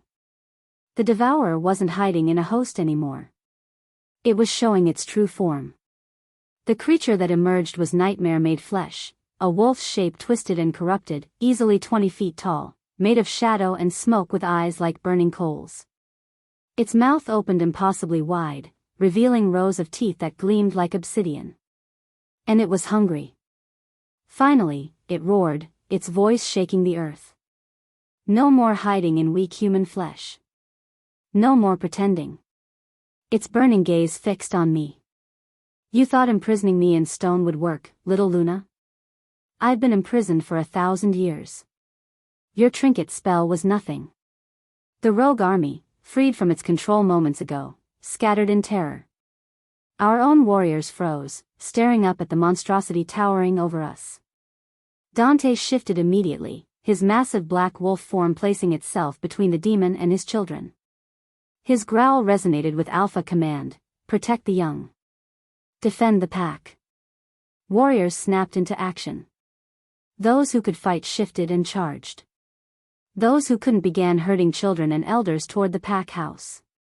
But I could feel it through my newly awakened power, we were outmatched. The Devourer moved with impossible speed, its shadowy form passing through physical attacks like they were nothing. When it struck back, wolves went flying, their screams cutting through the night. It was feeding. Every moment of fear, every severed bond as mates watched each other fall, the demon grew stronger, more solid. Dante. I shifted back to my white wolf form, power thrumming through me. Physical attacks won't work. It's not fully corporeal. His golden eyes met mine. Then what do we do? The answer came not from me, but from the triplets. Kai, Finn, and Mira stood in the center of the chaos, their eyes still glowing that ethereal silver. They spoke in unison, their voices layered with divine resonance. The Luna Ascension. It's the only way. I shifted back to human form, still clothed in that moonlight dress, and ran to them. What's the Luna Ascension? A ritual, Kai said, his small face grave. Where the true Luna and her alpha become one power. Where they sacrifice everything for the pack. My stomach dropped. Sacrifice everything? Your life, if necessary. Finn's eyes were too knowing. The ritual requires absolute trust. Absolute love. If there's any doubt in your heart about your mate's devotion, the power will consume you instead of the demon. I looked at Dante, who'd shifted back to human form and was staring at us with horror. No, he said flatly. Absolutely not. I won't risk. The Devourer's roar cut him off. Another group of warriors went down, and I felt their bonds to the pack fray, felt the demon feed on their fear and pain. We're losing, I said. Dante, people are dying. I don't care.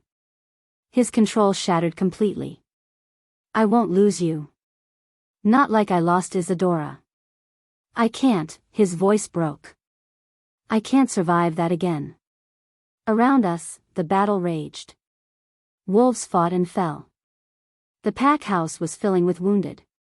And the Devourer grew stronger with every passing moment. I grabbed Dante's face, forcing him to look at me. Tell me the truth. Right now. Do you love me? That's not. Do you love me enough to trust me with this? His eyes blazed with anguish. I love you so much it's destroying me. From the first moment I saw you, my wolf knew. And I fought it because I was terrified.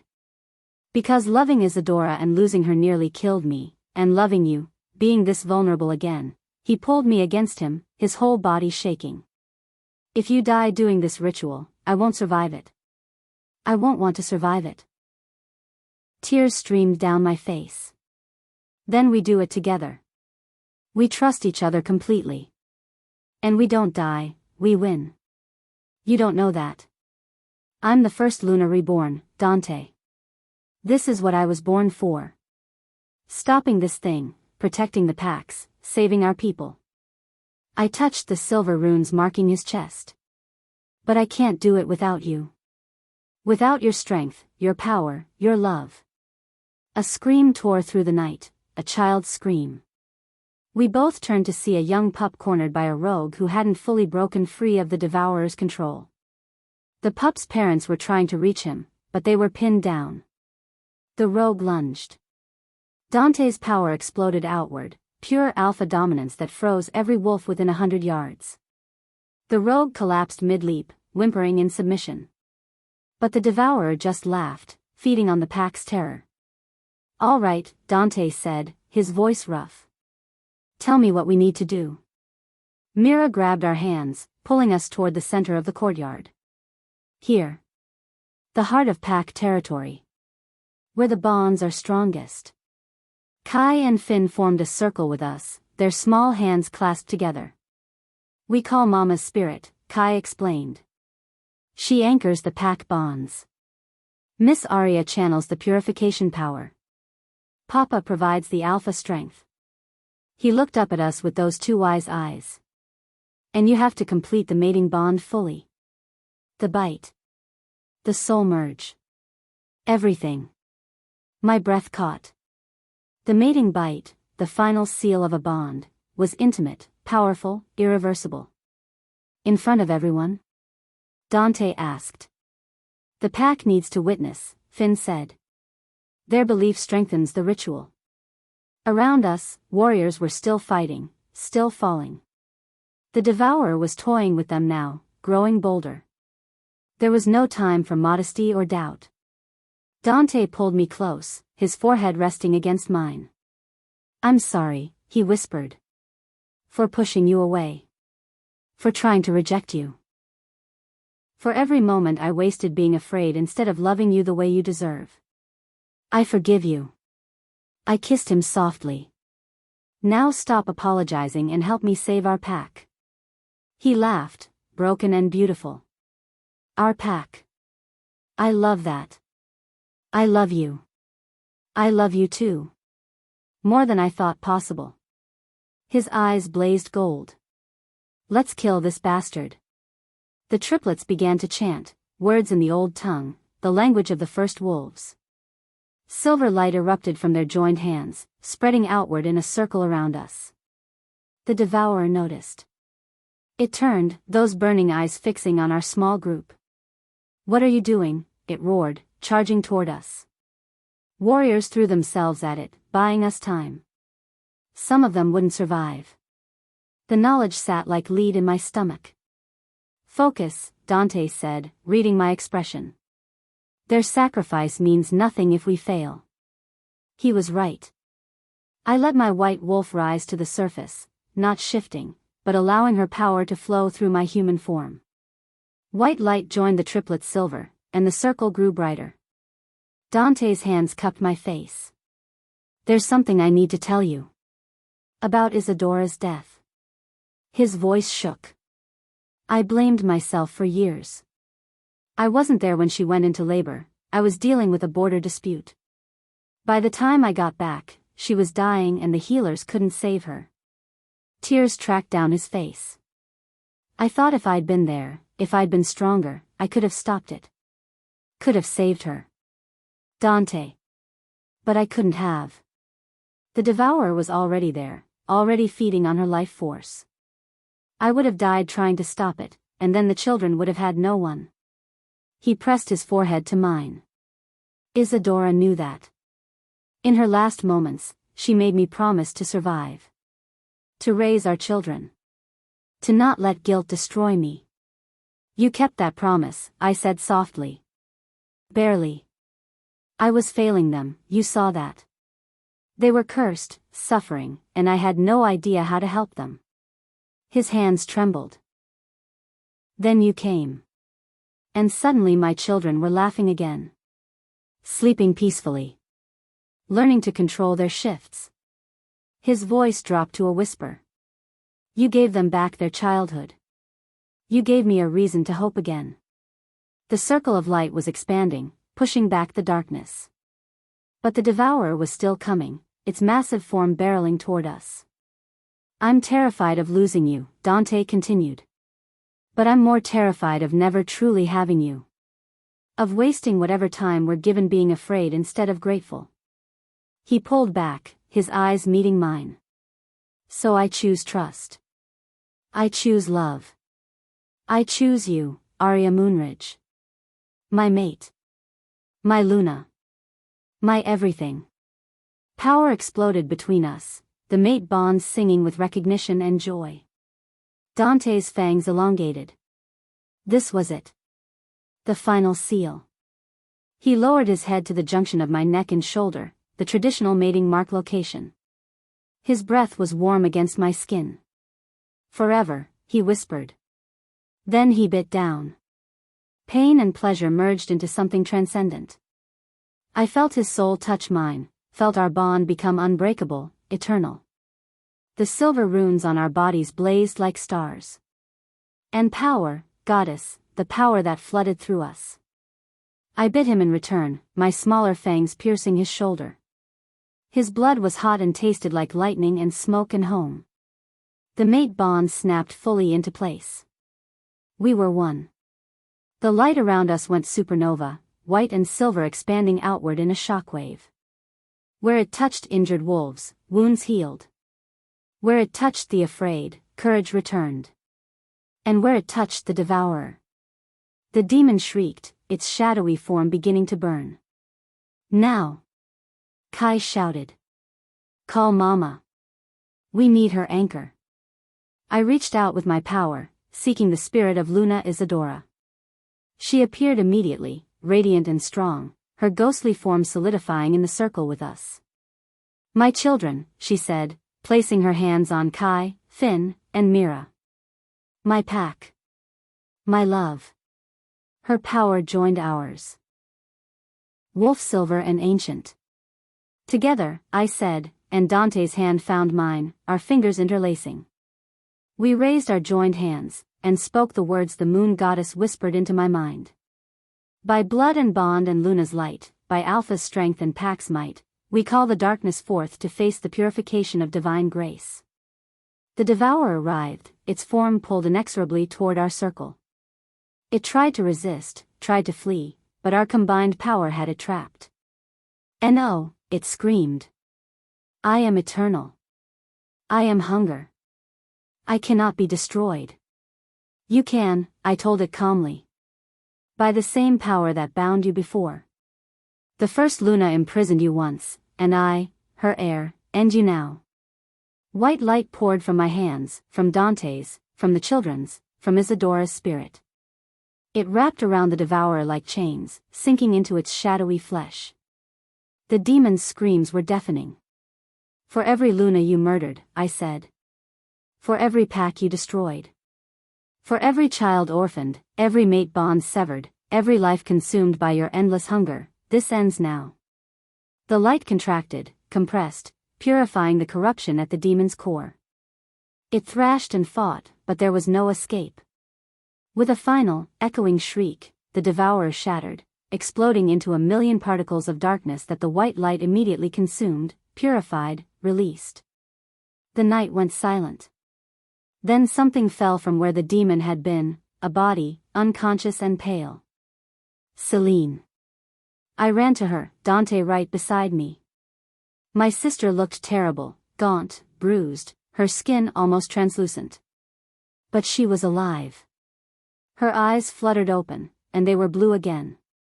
Normal. Her eyes. Arya? Her voice was barely a whisper. Is it gone? It's gone. Tears blurred my vision. You're free. I'm dying. She said it matter-of-factly. Years of possession, my body is failing. No, healers. Someone get the healers. Wait. Celine's thin hand caught mine. There's something you need to know. Dante crouched beside us. What is it? I never wanted. She coughed, and blood flecked her lips. I was 7 years old when it took me. I woke up one morning and it was there, in my head, whispering. By the time I understood what was happening, it had too much control. My heart shattered. Celine, no. Everything I did, framing father, stealing your place, trying to hurt you. Tears leaked from her eyes. It wasn't me. Or it was, but twisted. It used my jealousy, my insecurities, amplified them until I couldn't tell which thoughts were mine and which were its. I forgive you, I whispered. Celine, I forgive you. I don't deserve. You were a child. A victim. I squeezed her hand. And you're my sister. I love you. She sobbed, broken, relieved sounds. I tried to fight it. For years, I tried. But it was so strong, and I was so weak. You weren't weak, Dante said quietly. You survived 17 years of possession. That takes extraordinary strength. Celine's gaze found his. I'm sorry. For everything. I know saying it doesn't fix anything, but you're forgiven. He said it simply, with the authority of an alpha. You were a victim too. The healers arrived, swarming around Celine. Marta took one look and her expression went grim. The damage is extensive, she said quietly. Her organs are failing. The possession consumed her from the inside. There must be something, I begged. There is. The high priestess appeared, moving through the crowd. In her hands, she carried a small vial of shimmering liquid. Moon water. Blessed by the goddess herself. It can heal even mortal wounds, but only one dose exists, and it took a century to create. She held it out to me. As true Luna, it's yours to use as you see fit. I took the vial with shaking hands. This could save Celine. Could give my sister a second chance at life, free from the demon's influence. But I looked around at the battlefield, at wounded warriors, at parents cradling injured children, at mates desperately trying to save each other. So many hurt. So many in need. One dose. Give it to Marcus, I said, nodding toward a warrior who'd taken a mortal wound protecting a group of pups. He has young children. A pregnant mate. The priestess's eyes widened. But your sister. My sister has suffered enough. Let her rest. I looked at Celine, saw the peace already settling over her features. Let her finally be free. Celine smiled, weak but genuine. Thank you. For understanding. For loving me anyway.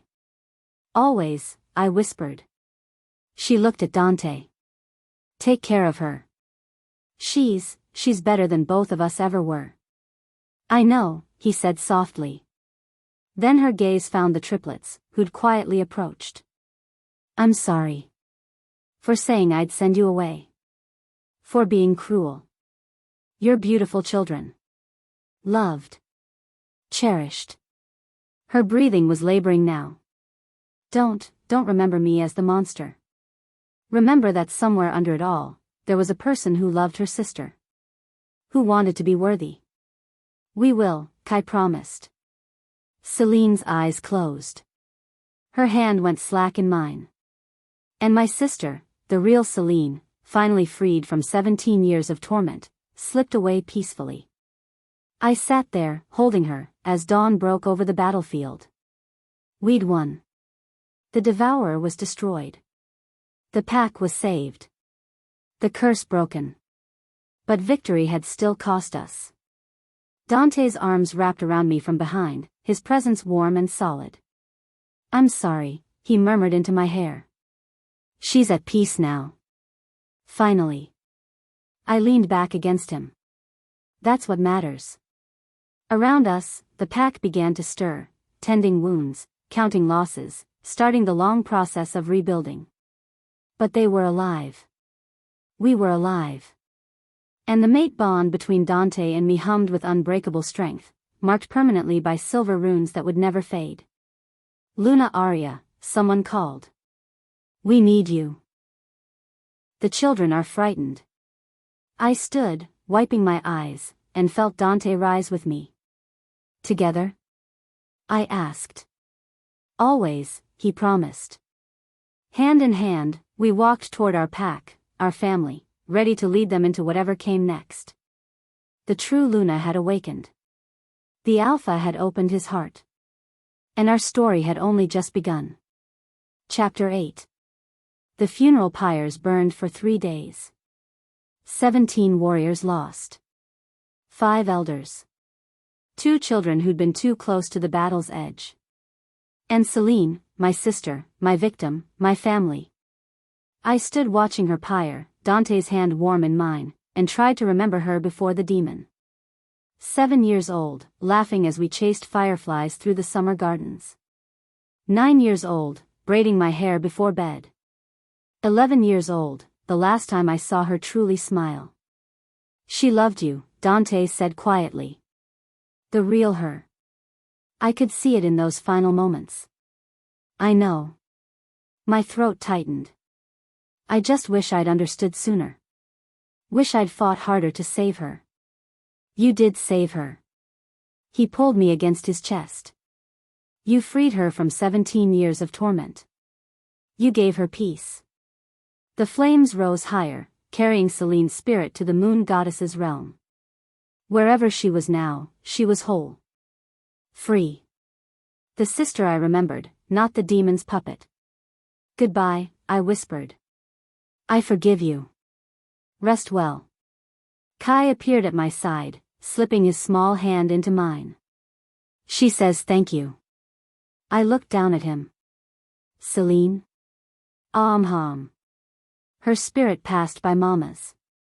"She wanted you to know, she's happy now. And she's sorry she missed getting to know the real you." Tears streamed down my face, but they weren't all sad. "Tell her I love her." Kai's eyes went distant for a moment. Then he smiled. "She knows." The pack spent 2 weeks rebuilding. Repairing damaged structures, tending the wounded, honoring the dead. And slowly, carefully, learning to trust again. They also learned to trust me. The true Luna, the title felt too large, too weighty. But every time I tried to doubt myself, I'd feel the bond with Dante pulse with certainty. Feel the triplets' small hands reaching for mine. Feel the pack's collective hope settling on my shoulders like a mantle. I was their Luna. Their queen. Their protector. And I would not fail them. The coronation was set for the first full moon after the battle.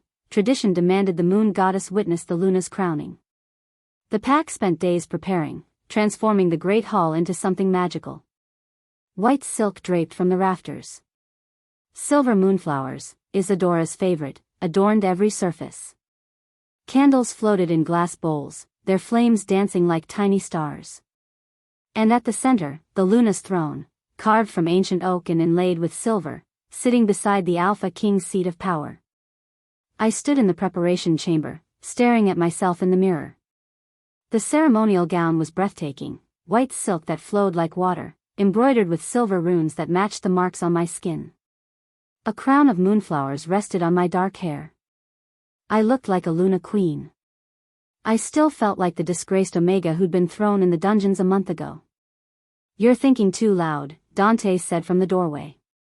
He'd changed into his formal regalia, black leather and silver insignias, every inch the powerful Alpha King.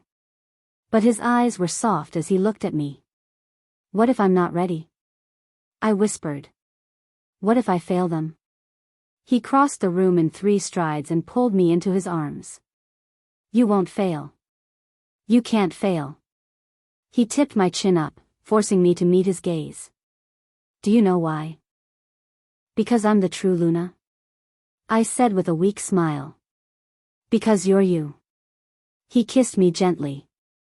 Because when faced with an impossible choice, you chose to sacrifice yourself for the pack. Because you forgave your sister even after everything she'd done. Because you love 3 children who aren't yours by blood like they're your whole world. His thumb brushed my cheek. That's why you can't fail.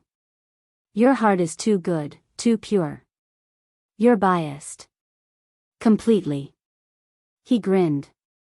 I'm hopelessly in love with my mate. It's disgraceful, really. I laughed despite my nerves. The Alpha King, brought low by an Omega.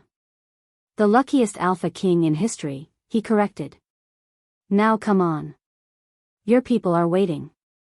The Great Hall was packed, every member of the Silver Crest Pack, plus representatives from allied packs who'd come to witness the true Luna's crowning.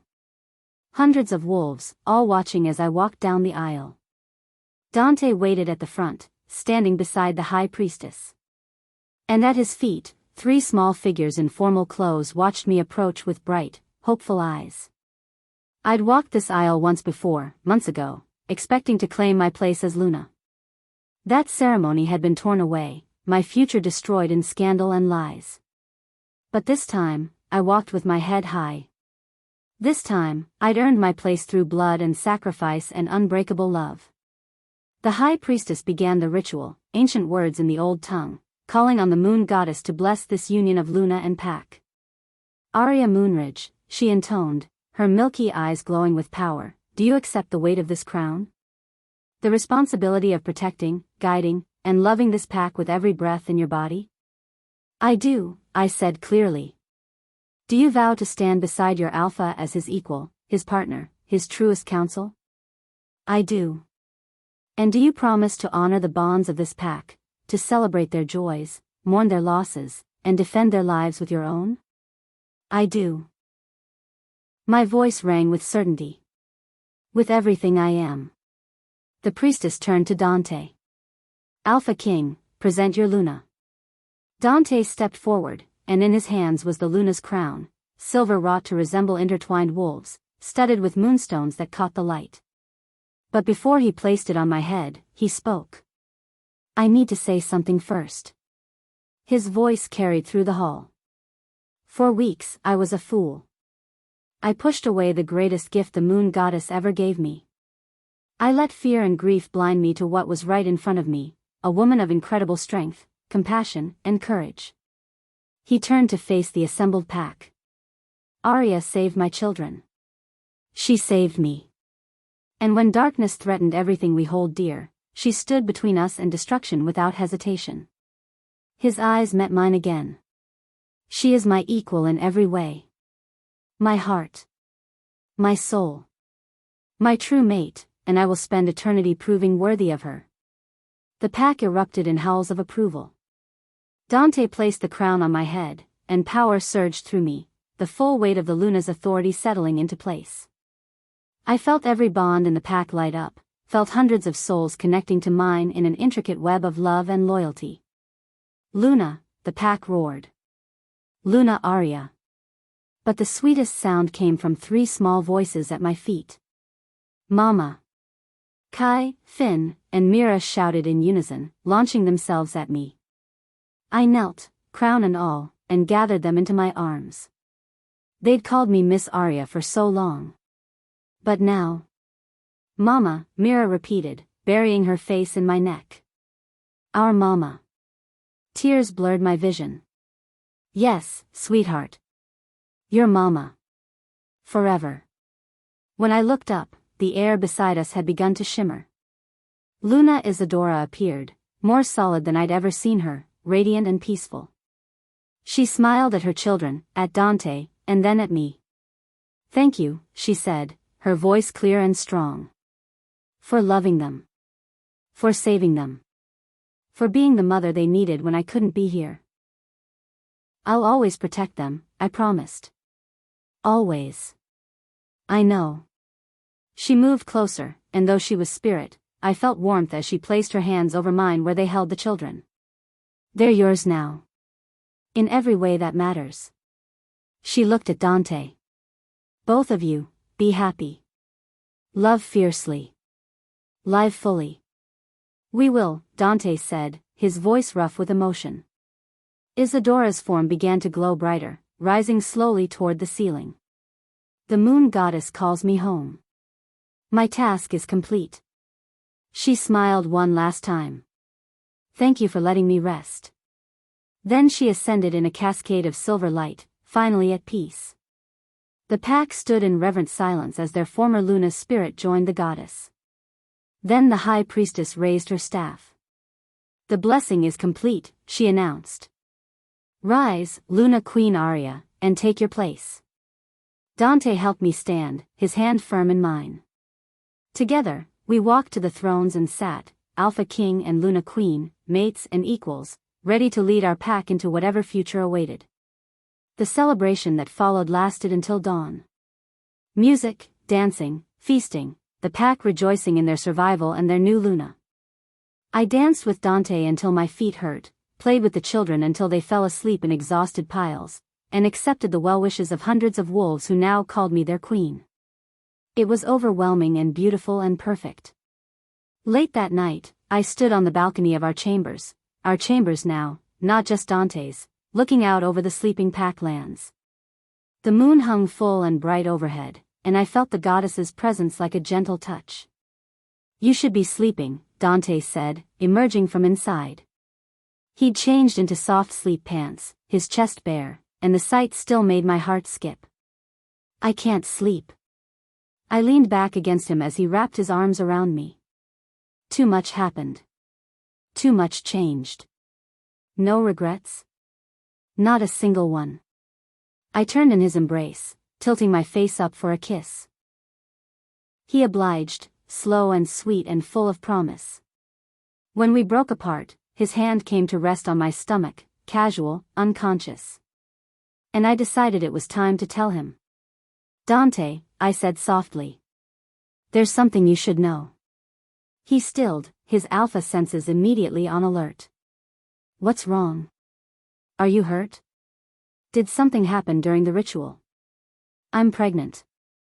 The words hung in the air between us. Dante's eyes went wide. His hand on my stomach pressed more firmly, as if he could feel the tiny life already growing there. We're going to have a pup. I smiled through happy tears. I've known for a few days, but with everything happening. He kissed me. Deep and passionate and full of overwhelming joy. When he finally pulled back, he was laughing and crying at the same time. A pup, he breathed. Our pup. The child of a true Luna and an Alpha King. The most powerful bloodline in generations, I agreed. He dropped to his knees, pressing his forehead against my stomach. Hello, little one, he whispered. Your mama and I can't wait to meet you. You're going to be so loved. So protected. So cherished. I ran my fingers through his hair, my heart so full it ached. We'd survived impossible odds. Defeated ancient evil. Built a family from love and choice and unbreakable bonds. And now we were creating new life, hope for the future, proof that light could triumph over darkness. I love you, I told Dante. I love you too. He stood, pulling me close. Both of you. Forever. We stood there under the moon's blessing, wrapped in each other and the promise of tomorrow. Neither of us noticed the shadow in the trees below. Neither of us saw the way it moved, wrong, unnatural, hungry. Neither of us heard the whisper that drifted on the wind. This bloodline will be mine. Deep in the forest, something ancient stirred. A fragment of darkness that had escaped the purification, too small to be noticed but large enough to survive. It had fed on the demon's death, grown strong on the residual fear and pain of battle. And now it waited, patient and hungry, for the birth of a pup from the most powerful Luna and Alpha in history. The devourer was dead. But its essence remained. And it had plans. Epilogue. 6 months later, I would give birth to twin girls, both with their father's gray eyes and hair as white as mine in wolf form. The pack would celebrate for days. And in the shadows, darkness would smile and begin to move. But that's a story for another time. For now, we had peace. We had love. We had each other. And that was enough. The end. Thank you for listening to this story. Like, share, and subscribe for more.